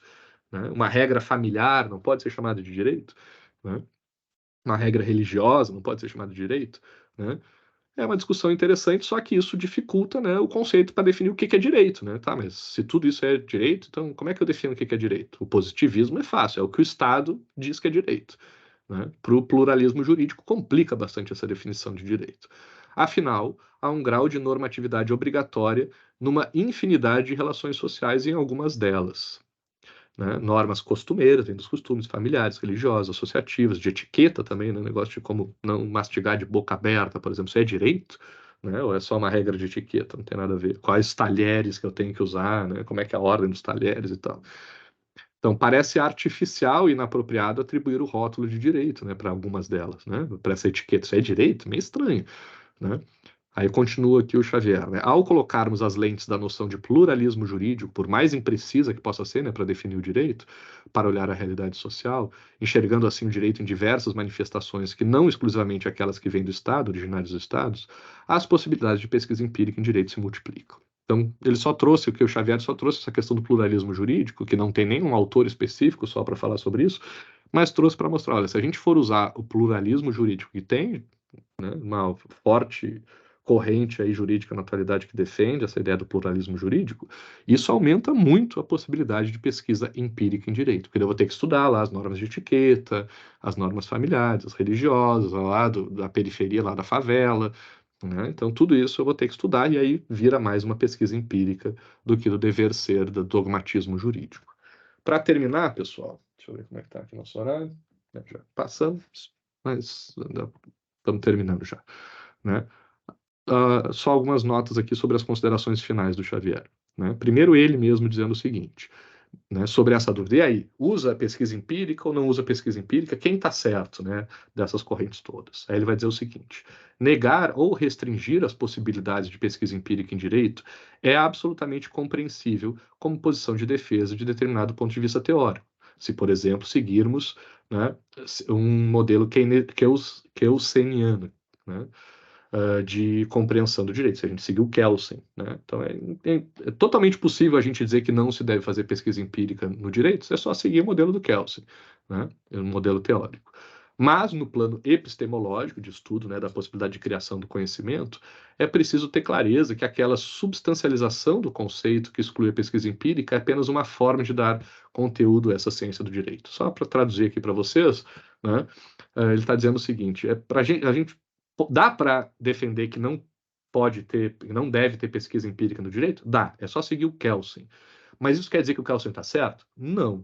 Isso é uma das formas da gente entender o direito, né, junto com o Kelsen. Mas existem outras também, né? Então, isso que eu achei uma das coisas mais bacanas aqui do texto do Xavier foi isso. Ele diz, olha, ele não está negando, não está dizendo que uma está certa ou não.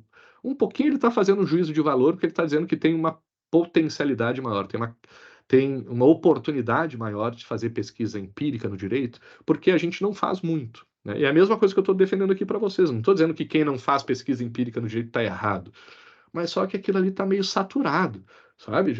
Sempre se estudou direito desse jeito, sem fazer muita pesquisa empírica. Cara, se a gente conseguir fazer pesquisa empírica no direito, a gente tem uma oportunidade de se destacar e chamar atenção, fazer coisa nova, né? E conseguir resultados, né, que ganhem mais destaque, muito maior do que fazendo mais do mesmo, né? E o direito permite também eu acho que não só permite, como demanda, né, como precisa também, né, sob certos aspectos, dessa compreensão mais ampla, né, que traga essa pesquisa empírica, essas questões mais das ciências sociais. Aí agora eu trouxe duas citações aqui que ele usa nas considerações finais, né? Então ele lembrando, né, para quem está fazendo, vai fazer TCC, que a gente não costuma trazer citações, né, nem diretas nem indiretas, né, nas considerações finais, só quando isso for assim uma coisa muito lacradora, assim, quando o cara achar que, nossa, fala muito, explica muito o que ele está querendo dizer. Então, o Xavier selecionou esses trechos aqui, né, porque ele considerou muito importantes. Por isso eu vou dar destaque a alguns deles. Primeiro do Garcia, né? Abre aspas para o Garcia.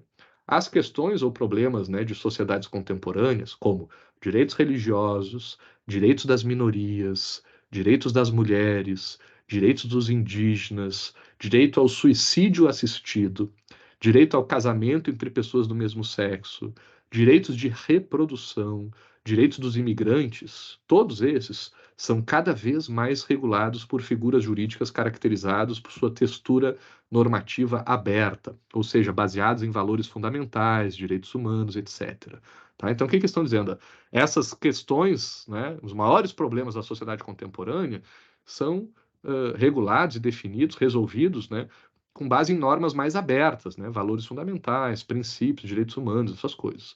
As ciências sociais serão mais do que nunca consideradas recursos cognitivos importantes de determinação e especificação jurídica, essenciais para aqueles que pensam e dizem o direito. Então, para entender o direito, para resolver esses problemas sociais dentro do direito, cada vez mais vai ser necessário entender essas questões mais abertas, principiológicas, né, mais fundamentais do direito.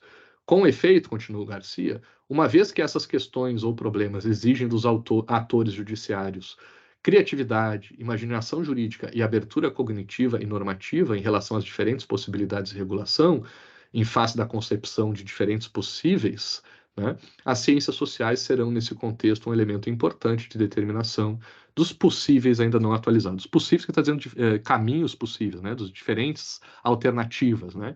Então, as ciências sociais vão ser importantes para a gente entender melhor essas diferentes alternativas, né? Como esses temas são muito amplos, muito abertos, ficar só no mundinho do direito fechado, achando que já vem uma ideia de justiça do certo e errado a priori, né? Ou da natureza, é muito complicado para a gente resolver esses problemas mais atuais. E para a gente terminar agora de vez mesmo, deixa eu só, é isso aí, o último slide. O Pires, né, uma outra citação que o Xavier botou aqui na conclusão do livro, do texto dele, abre aspas para o Pires. Dentro do direito, a pesquisa empírica pode vir a desempenhar, sob certas condições, um papel epistemologicamente equivalente ao que ela desempenha dentro da ciência, né? A pesquisa empírica dentro da ciência, né? Qual é esse papel? O papel de produzir uma auto-estranheza dentro da sua própria cultura sistêmica. Não sei se vocês conseguem entender isso, mas é que a pesquisa empírica, né, isso eu aprendi bastante com o pessoal da antropologia, né, no meu mestrado e doutorado. Essa questão da autoestranheza, né?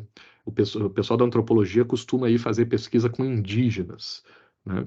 Então vai para sociedades muito diferentes das nossas, e aí eles têm todas umas técnicas para questionar coisas que a gente dá como óbvio, assim, sabe? Sei lá, usar roupa. Aí chega lá, os índios estão de tanguinha, andando pelado no mato. Que porra é essa? Eu não tô acostumado a ver gente andando assim, eles comem coisas de tudo é diferente, né?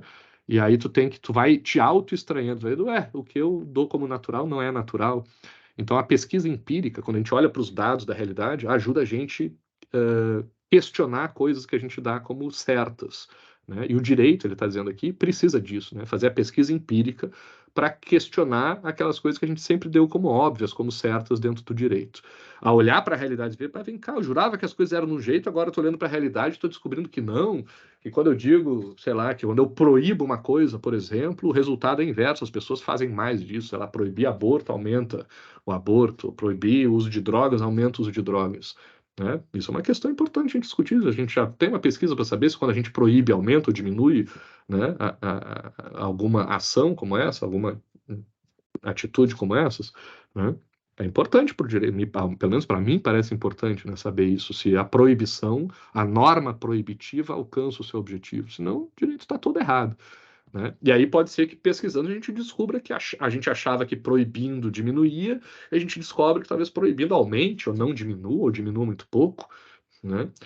E não vale a pena, sei lá, é mais caro fazer a guerra às drogas do que, né, liberar e gastar o dinheiro que a gente gasta combatendo drogas, sei lá, com tratamento de saúde para o pessoal viciado nessas drogas. Então, só continuando aqui o Pires. Ela, né, a pesquisa empírica, quer, por um lado, adquirir informações sistemáticas e controladas suscetíveis de ter certo interesse para o direito, e, por outro lado, colocar certos conhecimentos produzidos pelo direito à prova da realidade, obrigá-los a prestar contas à realidade na esperança de que isso possa melhorar as intervenções do direito em todos os planos, inclusive no plano da reforma do direito, onde o direito pode precisar da colaboração do sistema político. Essa parte eu acho fundamental aqui, né, do direito, né, colocar certos conhecimentos produzidos pelo direito à prova da realidade. Vamos testar, tem muita coisa que o direito dá como certa, que são verdades jurídicas, né, antigas, e que não foram testadas pela realidade. A gente não sabe, como esse exemplo que eu dei. Proibir uma coisa ajuda mesmo a gente combater essa coisa, ou talvez aumente, né? Só para vocês terem uma ideia de onde tem essa discussão, o Monark lá, naquela confusão toda que ele criou lá no Flow, falando do nazismo, ele falou de um jeito meio tosco, mas ele estava querendo dizer isso. Ele estava querendo dizer, olha, né, eu acho que não proibir o nazismo é a melhor forma de combater o nazismo. Não estou defendendo o nazismo, estou dizendo que deixa ter o tal do negócio lá, melhor do que proibir, que daí cria um fetiche, o pessoal vai continuar fazendo isso escondido, a gente não vai ter conhecimento sobre o que isso está acontecendo. Né? Então tem vários campos aí onde a gente pode pensar isso, né, usando só um exemplo da proibição. Né? E outra coisa, né, obrigá-los a prestar contas à realidade, né, obrigar o direito a prestar conta com a realidade, porque senão é muito fácil o direito, né, cada um bota na sua cabeça, diz lá, eu acho que é isso, e aí como eu sou importante no direito, isso vira verdade dentro do direito. Espera aí, mas quem diz que a realidade funciona desse jeito? Então dá para a gente derrubar muita coisa dentro do direito, dá para a gente descobrir muita coisa dentro do direito com pesquisa empírica, porque a gente faz muito pouca pesquisa empírica dentro do direito. Eu acho que esse é o potencial do direito. Isso quer dizer que a pesquisa empírica é maravilhosa, perfeita, o direito tem que fazer pesquisa empírica? Não. como ele está dizendo aqui, o direito funciona melhor, inclusive, se a gente conseguir deixar de fora essas coisas. Se a gente conseguir... Mas acho que é uma coisa meio pendular, assim, sabe? Meio, como é que eu vou dizer, de retroalimentação, né? Vamos fazer mais pesquisa empírica, porque faz tempo que a gente não faz, ou faz muito pouca pesquisa empírica no direito. Aí depois, quando a gente já estiver fazendo bastante pesquisa empírica no direito, aí a gente meio que volta, né? Óbvio que vai ter gente sempre fazendo as duas coisas, sempre teve gente fazendo pesquisa empírica no direito, né? Pouco, mas teve, né? E sempre vai ter gente fazendo pesquisa dogmática no direito, né? Mas se a gente tiver mais pesquisa empírica e crescer mais desse lado, se fortalecer mais desse lado, depois a gente volta, né? A gente muda o ciclo e passa a focar mais internamente na análise do sistema interno, ou faz os dois ao mesmo tempo, mas são duas coisas importantes para o direito, né? Essa pesquisa interna, mais doutrinária, né, mais sistemática do direito, mais fechada dentro do direito, né? Só que isso já é muito feito, acho que essa que é a grande questão, né? Muita gente já faz isso há muito tempo, mas também é importante essa verificação com base na realidade, na empiria, nos estudos empíricos, né? Que o direito pode sim fazer, e é uma das coisas que a gente está se propondo aqui. Beleza, pessoal? Era isso que eu tinha para falar para vocês hoje, e aí abro aí o restinho do tempo que a gente tiver, quem quiser participar, fazer algum comentário, tirar alguma dúvida, fiquem à disposição, que eu tento contribuir com o que eu puder. Alguém tem algum comentário? Professor, eu teria um comentário Oi, para Lucas. só com relação a essas questões da importância de se trabalhar com essas evidências. Na saúde a gente tem até um termo que na verdade vem da enfermagem, né, que se utiliza e que eu acho que explicita bem assim esses elementos do porquê que a gente precisa trabalhar com evidência, né? Porque de fato elas são necessárias para que se oxigene a ciência de uma forma geral, independente da área, se é no direito, se é na área da saúde, enfim, se é no serviço social, que seria o termo iatrogenias, né? Que com esse termo a gente define que, na verdade, querendo fazer o bem, você produz o mal. Então, eu acho que isso é emblemático para a gente entender que, às vezes, com muita intuição, né, ou só com boas intenções, aquela história de boas intenções, o inferno tá cheio, né? Né?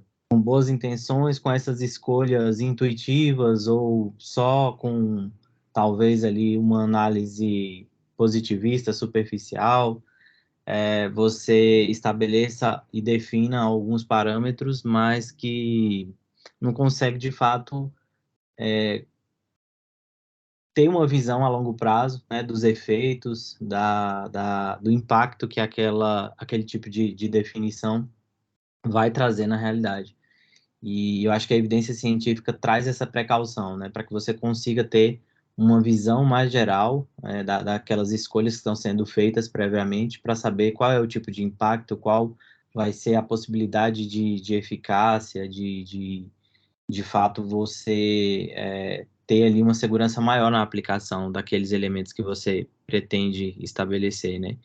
E assim, no início da sua fala lá com o texto do Reale, eu me senti até um pouco angustiado, porque eu falei, poxa, se é por aí, acho que vai ser um pouco complicado. Mas depois a gente volta de novo a ter esperança, principalmente quando a gente percebe as falas desses outros autores aí, do Alfred Ross, né, e do Neumann, né? Que são autores que eu acho que dão essa abertura, e talvez do pluralismo jurídico, que dão a abertura para a gente poder pensar o direito de outros pontos de vista, né? E saber que não seria de fora do direito, né? Pensar o direito de forma diferente necessariamente não é pensar o direito de fora, naquela caixinha fechada. Então, isso traz uma esperança aí para quem de fato não consegue perceber esse direito a partir dessa perspectiva positivista, né? Uhum. Um comentário só com relação ao Reale, apesar dele, realmente, ele é um cara mais antigo, né? Só lembrando que é o Reale pai, né? Não é o Reale que está vivo hoje. Então já é um jurista aí mais de algum tempo atrás, um clássico aí dentro do direito brasileiro. E ele, cara, eu colocaria ele no meio termo, assim, né? Porque ele, apesar de ter essa visão mais dogmática, de certa forma, né, para algumas coisas, que é meio que típico do direito mais clássico, né? Quanto mais antigo o cara, maior a tendência, eu acho, a ver o direito dessa forma. Mas ele também, a própria teoria lá dele, a teoria tridimensional do direito, já abre, ele diz, né, que o direito não é só norma, né, que não dizia o Kelsen, para ele direito é fato, valor e norma. Então tem a realidade, né, o fato, pô, estudar os fatos seria parte do direito, né, então tá aí, acho que só esse ponto já demonstra que para ele aí a pesquisa empírica poderia ser, né, realmente não sei se, nunca vi um trabalho dele específico sobre pesquisa empírica no direito, teria que ter que procurar, ele deve ter falado já alguma coisa sobre isso. Mas me parece que ele pelo menos abre caminho para isso, né? De estudar tanto a realidade, né, a empiria, como parte do direito, né? O direito é fato, o direito é realidade, né? Então a realidade importa para o direito. Por outro lado, o direito também é valor, então essa parte axiológica aí, né, dos valores das sociedades também importam, né? E o direito é norma, como diz o Kelsen, né? Para o Kelsen, o direito é norma. Eu só fui ver aqui, Lucas, é iatrogenia, né? O termo. A iatrogenia. Legal, Isso. isso eu não conhecia. Como é que era, Lucas? A gente tinha conversado sobre isso. Tu falou como é que é o termo que vocês usam lá na área da saúde para fazer essa coisa. Porque na política, né, na administração pública, tem agora, que está super na moda, uma questão de política baseada em evidências. E aí tu tinha me comentado que na saúde vocês tinham chegado à conclusão de que o termo correto seria um outro parecido, mas não o mesmo. Tu lembra disso? Gente, a medicina, né, e o Ministério da Saúde trazem uma definição diferente. Quando se refere a políticas públicas voltadas para a saúde, e aí eles definem que é política informada por evidências. Informada por evidência. São as PAEs, né? Tem até Né? autores que discutem bem, e é uma referência bem brasileira, assim.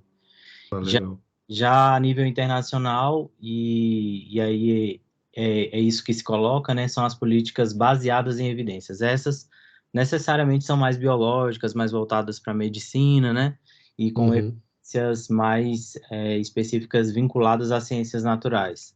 Tá. Tem, Eu fiz um. Opa, diga. não, é isso. Aí tem essa diferenciaçãozinha desses termos aí. Geralmente, quando a gente se coloca, né, e se situa diante dessas distinções, né? Quando se fala em política pública ou quando se fala em saúde pública ou essa relação mais voltada para o direito, né, e na normatização da saúde de uma forma geral, né? E aí, por que não da ciência coletiva, da ciência, geralmente é da saúde coletiva, mas da ciência de uma forma geral, acredito que seria mais adequado falar de informado por evidências. E aí, no direito, na verdade, quem sabe a gente talvez falar de uma ciência informada por dados, né? Ou Uhum. baseada em dados, que aí eu acho que não teria problema nenhum usar esse termo de base, né? Não seria evidente. Uhum. Enfim, acho que é uma nomenclatura que a gente poderia explorar para tentar entender e saber como se situar. Bacana. Eu acho que isso é um dos exemplos que dá para a gente trazer aqui para o pessoal que ainda não está acostumado a ouvir falar sobre isso, que é uma coisa mais próxima da nossa realidade, né? Mais da vida de um cidadão comum. A gente sabe que muita gente na política, né, decide as coisas, sei lá, com base em ideias, ideologias, né, pré-concebidas, né, ou ideias que parecem ser boas, sei lá, que fazem sentido na cabeça de uma certa pessoa. Um político lá diz, não, eu acho que o Estado tem que intervir mais na economia. Outros, não, acho que tem que intervir menos, né? Estado mínimo, Estado máximo, sei lá, né? Tô generalizando aqui. Mas alguma coisa assim, né?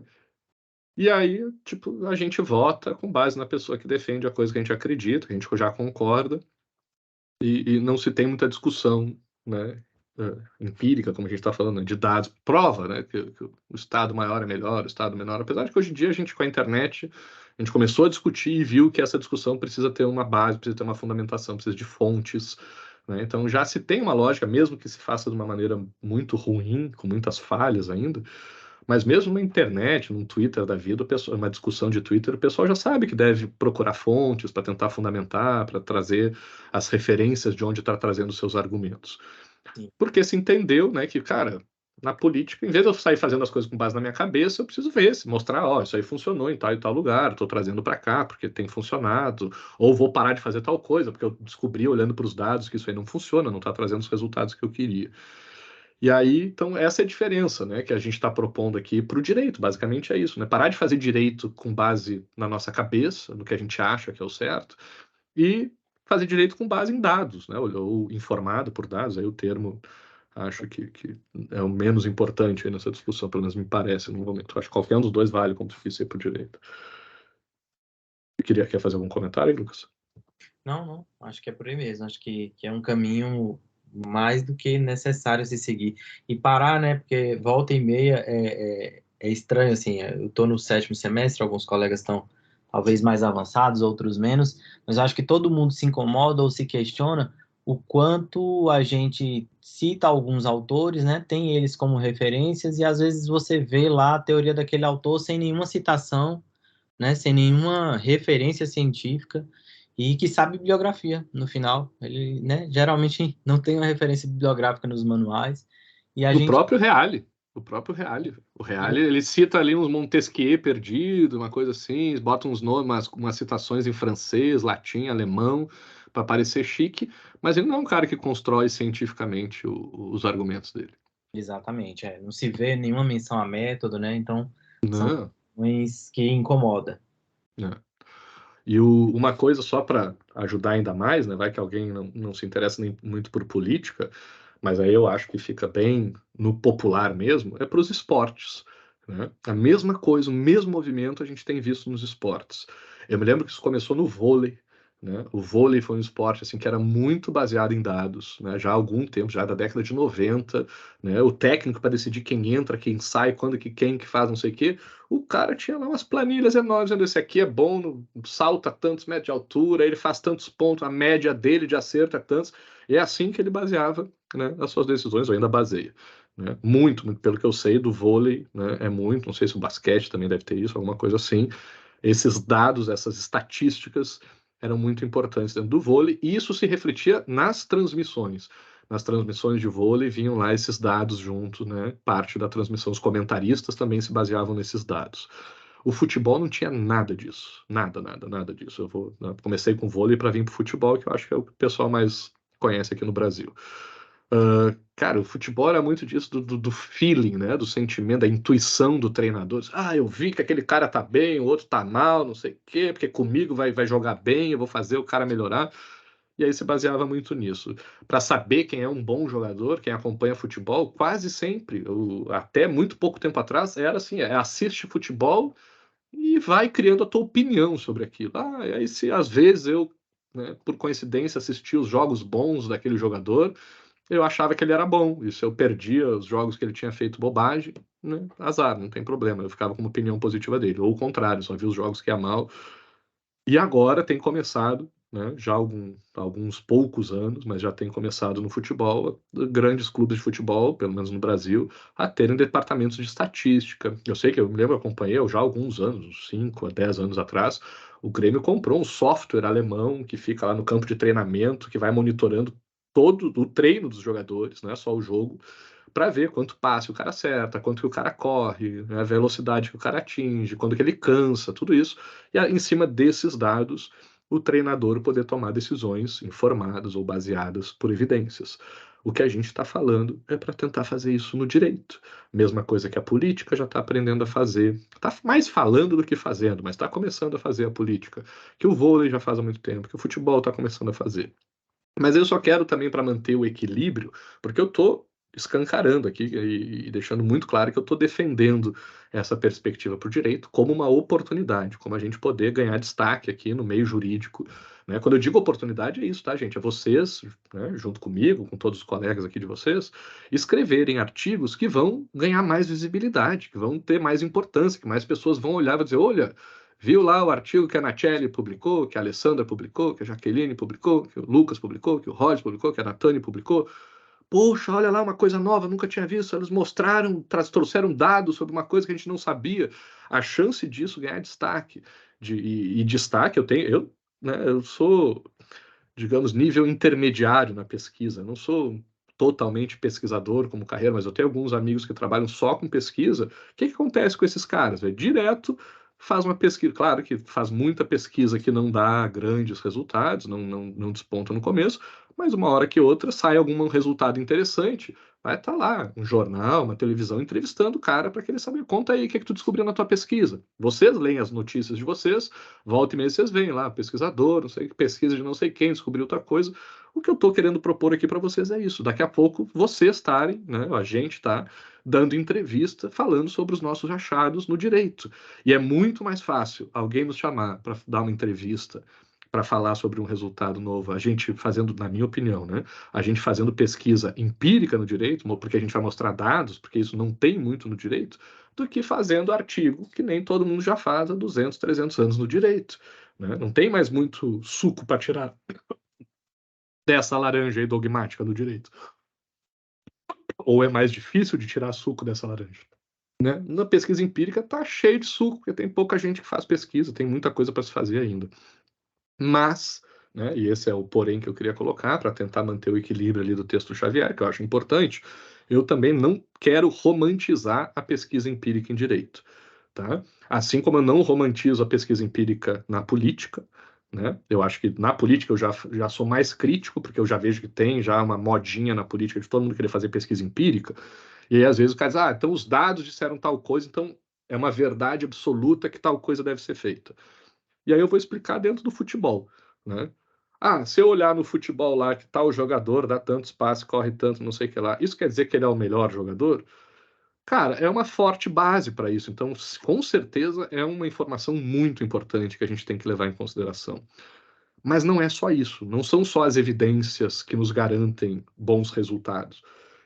Em todas essas áreas, no direito, na política, no vôlei, no futebol, vai ser importante também alguma intuição, algum outro conhecimento, né, menos mensurável, algumas coisas a gente tem que perceber também, e o direito tem isso, né, de valores, de finalidades, algumas coisas assim, que às vezes as evidências não vão ser a única verdade a ser seguida, que a gente vai ter que continuar prestando atenção em outras coisas.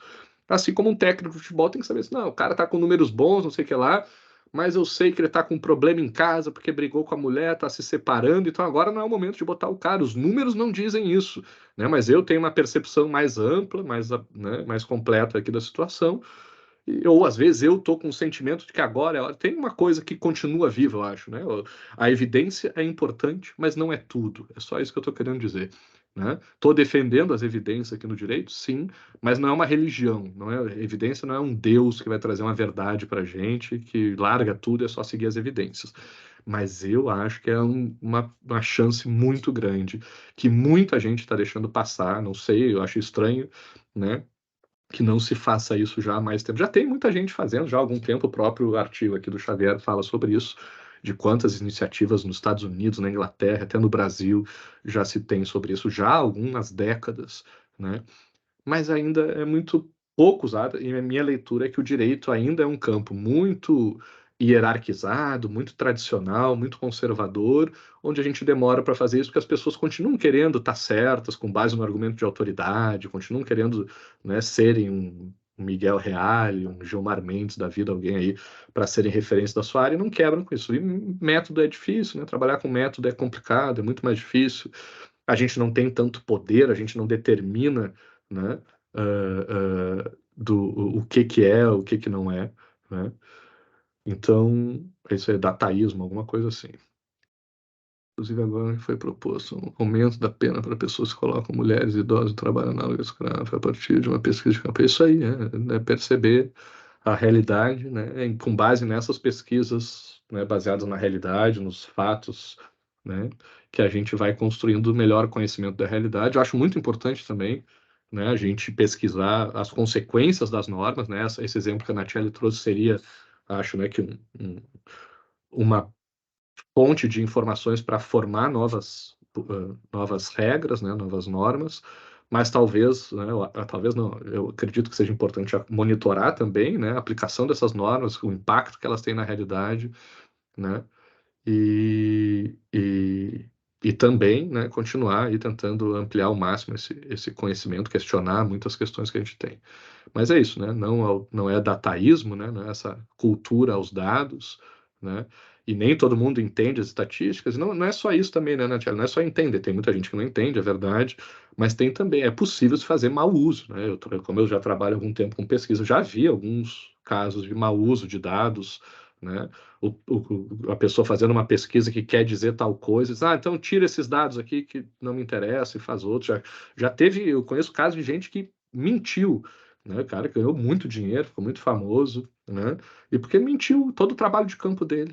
Em vez de ir para campo fazer pesquisa, o cara preencheu sozinho, assim, as tabelas, as informações, como se ele tivesse falado com um monte de gente, para chegar no resultado que ele queria, para conseguir a manchete, para dar as entrevistas que ele queria, né? E depois ele admitiu, ele falou, olha, não, nesse caso é até estranho, até meio controverso, porque ele achava que a realidade era uma, ele fingiu a pesquisa dele, né? Mentiu tudo ali, foi uma fraude o trabalho dele, né? Aí ganhou visibilidade, porque ele conseguiu provar a tese dele, porque ele, né, forjou todos os dados.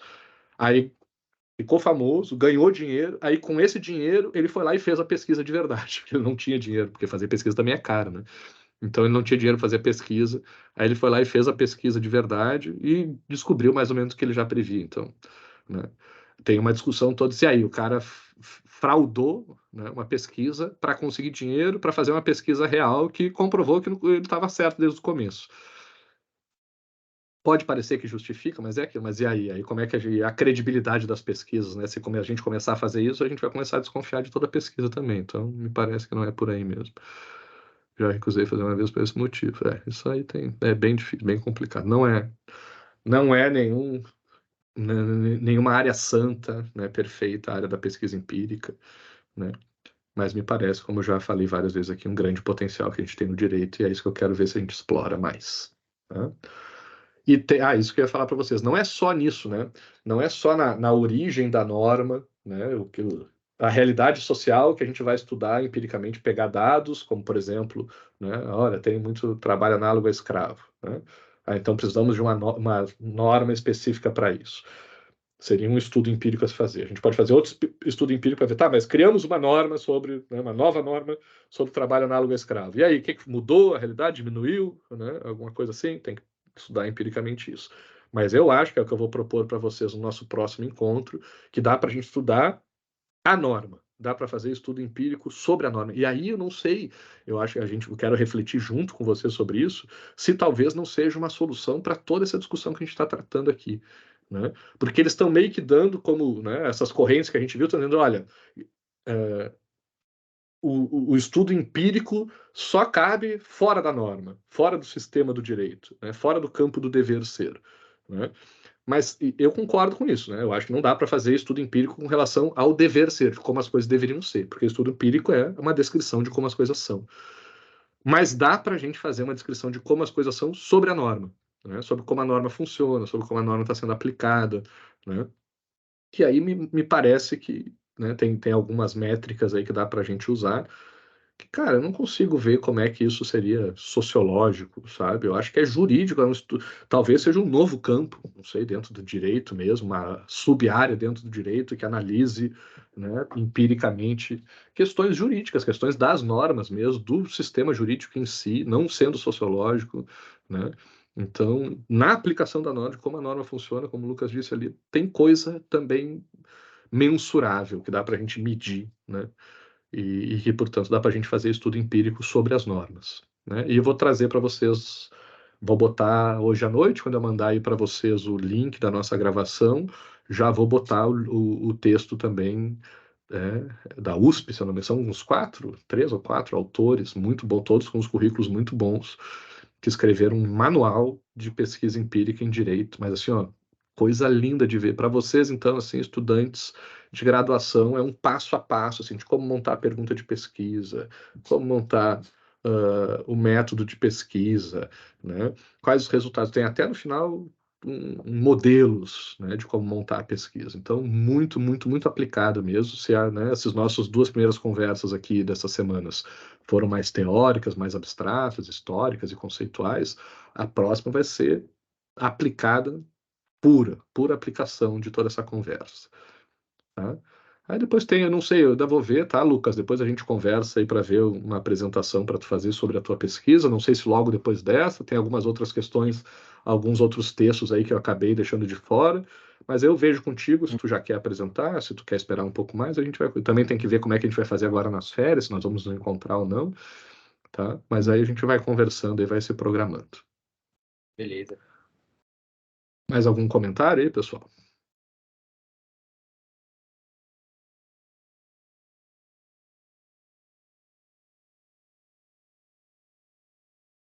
Nada? Bom, depois, Por então, só aqui, para... Oi? Diga, Lucas. não, falei por aqui tranquilo. Ah, tá, beleza. Eu vou mandar, tá? Uma das coisas, não me dei conta que a gente já ia estar na prática de férias, né? Porque oficialmente a gente ainda está dentro do calendário acadêmico lá do Projeção, encerra amanhã, hoje à noite ou amanhã. Eu achei, vou pegar, vou botar na sexta-feira para ver se tem diferença para quarta, né? Porque quarta-feira a gente tem tido pouco quórum, muita gente não podendo participar por causa de trabalho e tal. Eu vou dar uma perguntada lá no grupo, no WhatsApp, tá? Se prefere. Duas coisas eu acho que a gente tem que ver. Se querem ter encontros agora durante as férias, porque eu não sei se eu queria entender um pouco dessa lógica com vocês, tá? Eu não estou de férias, eu estou trabalhando na UNB, estou trabalhando na ENAP, né? Então paro no Projeção, mas continuo trabalhando, então para mim não tem problema nenhum, pelo menos por enquanto. No final de ano eu gosto de tirar minhas férias e descansar mesmo. Agora no meio do ano eu não costumo parar muito, né? E essa coisa de grupo de pesquisa tem um pouco disso, né? Que, tipo, é uma coisa que a gente faz meio que fora do horário comercial, digamos assim, né? É uma coisa que tem muitos grupos de pesquisa que se encontram sábado, domingo, né? À noite, né? Para quem não estuda à noite, coisas assim. Então, é meio que inevitável, né? Não dá para... Não faz parte da grade do curso de vocês, então não é uma disciplina obrigatória, né? E os professores também precisam, né, que a gente tire dos nossos horários de aula, horário dos outros trabalhos que a gente também tem. Então, eu estou tentando já, desde o ano passado, tentar encontrar ali o melhor horário, né? Essas agendas vão mudando aí cada semestre também, tem que ver como é que vai estar meus horários no próximo semestre. E aí vou conversar com você se a gente continua tendo encontros agora nas férias, né? Domingo às 20, viu? O Lucas participa de um grupo domingo às 20 horas da noite. Não é para qualquer um, né, Lucas? Então, mas é isso aí, cara. É para sair da média, voltar a falar de futebol de novo. Eu me lembro do Rogério Ceni, cara, o que ele lembra, o goleiro do São Paulo, que agora é técnico. Foi o goleiro, acho que mais fez gols em toda a história do futebol, né? E aí perguntava para ele o que era, por que ele conseguia fazer aquilo. Nunca levou muito jeito pro futebol com os pés, mas depois do treino ele sempre ficava treinando, treinando. Os jogadores iam tudo embora e ele ficava lá fazendo hora extra, treinando mais. Então, claro que não é garantia de nada, mas, né, se vocês estiverem na área que vocês gostam, não estou falando para vocês ficarem forçando fazer coisa que não gostam, mas quando vocês descobrirem as áreas que vocês gostam de estudar, de trabalhar, se dediquem mais do que o mínimo, né, do que o básico, porque isso é necessário para a gente poder se destacar e conseguir alcançar nossos objetivos. E o nosso grupo aqui tem a ver com isso, né? Então a gente vai ter que realmente fazer algum sacrifício aí, tanto eu para organizar os encontros, como vocês para participar desses encontros, né? De estar disposto a encarar em algum horário que seria de descanso, né, nosso, e usar para... Vamos tentar, né, fazer desses encontros aqui uma coisa mais leve, que, né, não tão pesada, né? Vamos ver se isso ajuda aí a participação não ficar tão penosa. Mas entendo como isso. Aí eu vou perguntar no grupo lá de WhatsApp, tá? Perguntar o que vocês acham, se a gente continua tendo nas férias ou se espera a volta das aulas para ter o nosso próximo encontro e também dar uma mapeada lá, se quarta ou sexta. Vou ver se, por enquanto, eu acho que eu vou continuar com tanto a quarta quanto a sexta livres e já sei que segunda eu não vou poder, que também seria outra data possível, porque terça e quinta eu não consigo. Tá? Então vou ver com vocês lá onde tem mais gente preferindo, se é quarta, sexta. Podemos marcar num sábado também, mas não sei se melhora. Vou botar lá a alternativa. Eu acho que eu vou dar aula sábado de manhã semestre que vem. Então poderíamos botar num sábado de tarde. Não sei, mas eu vou botar lá as opções, aí a gente vota e vê o que tem mais demanda. Tá bom, pessoal? Tentem, já falei e vou repetir, tá? Falei no encontro passado. Eu sei que é difícil ler os textos, mas, né, estou focando bastante, estou dando só capítulo, só artigo bem curtinho para vocês. Então tentem ler, ajuda bastante. vai ser bem mais interessante para vocês se vocês vierem para esses encontros já tendo lido os textos, porque daí vocês vão ouvir a minha explicação, foi aquilo, sim, o professor está falando isso, mas eu tinha entendido outra coisa, né? Então, para vocês entenderem melhor os conteúdos, vai ajudar muito e também vai enriquecer os nossos encontros aqui, porque daí vocês podem também vir com outros argumentos, outras dúvidas, outras questões, né? Uma leitura diferente que vocês tenham feito desses trabalhos. Tá? Então, tentem fazer isso. Se não conseguir ler o artigo todo, pô, dá uma lida no resumo, passa um olho, pelo menos, ali. Por exemplo, isso que o Lucas comentou aí também, vocês já poderiam perceber só passando um olho, né? De que o artigo do Xavier lá é acadêmico, né? Ele tem referências, está todo bonitinho referenciado ali né, num formato de uma produção acadêmica. Se vocês olharem lá o capítulo do Miguel Reale, por mais que ele seja muito mais famoso do que o Xavier, não é acadêmica. Ele escrevendo nos achismos dele, de vez em quando ele resolve botar um autor perdido lá, só para tirar uma onda mesmo. Tá? E aí não é um trabalho bem acadêmico, é um livro, né? Tem livro de gente muito famosa, né, que escreve sem fundamentar muito, sem referenciar muito os seus argumentos, porque entende que a pessoa é uma autoridade no assunto, né?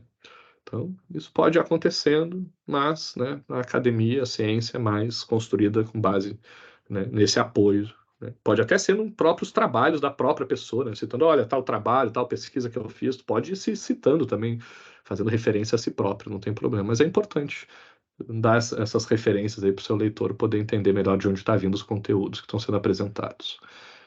Tá? Então, tentem pelo menos passar o olho nos textos lá, porque esse é um dos objetivos do grupo, tá? É estimular vocês e até nós, professores aqui também, a gente ler mais, né? E discutir mais em cima disso, para depois ver se a partir dessas leituras a gente consegue também produzir mais, escrever mais. Basicamente, o objetivo do grupo de pesquisa é esse. É nós nos ajudarmos a nós mesmos a lermos mais e aí, num segundo momento, escrevermos mais.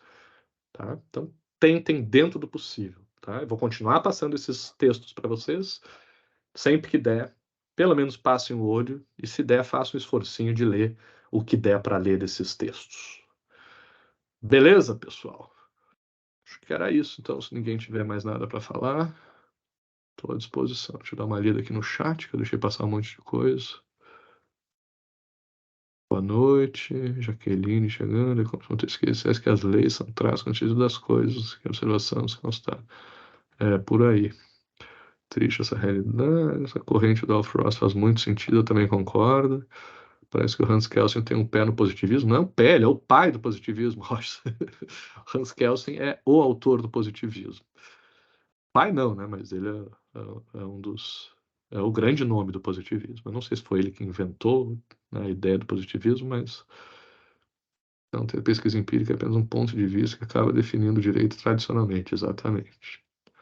E tá para problematizar mais, né? Não ter pesquisa empírica transforma o direito numa outra coisa, né? Então, de onde que vem, né, as referências, né, as verdades do direito, se não é na realidade, na empiria, né? Quem é que diz, né, essa coisa do dever ser? Quem é que diz o que deve ser?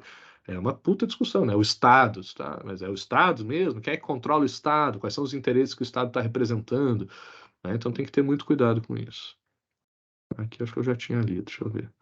Boa noite, Natane. Boa noite, Anaceli. Boa noite, Lucas. Estou fazendo um curso de português revisando a matéria para a OAB. Estou mais tranquilo nos últimos dias. Beleza, Anaceli. Vamos conversando lá pelo grupo, a gente faz um mapeamento geral, a gente vê o que fica melhor para todo mundo. Tá bom? Gente, obrigado pela participação de vocês, pela presença. Obrigado, Jaqueline.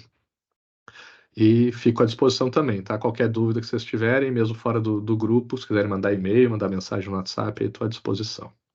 Quem quiser também fazer alguma apresentação aqui, eu já tinha combinado com o Lucas, tá? Porque eu estou orientando ele na iniciação científica, mas se alguém também tiver algum texto, algum assunto que queira apresentar aqui no grupo, me avisa, manda uma mensagem aí, que a gente vai combinando. Esse é o objetivo, que a gente vá revisando para não ficar só eu sempre falando aqui, porque também uma hora acaba os meus assuntos aqui, tá bom? Gente, bom final de semana para vocês. Aproveitem aí as festas julinas já agora. E até o nosso próximo encontro aí, que ainda sem data, mas é que a gente combina pelo WhatsApp. Abração, pessoal. Até a próxima.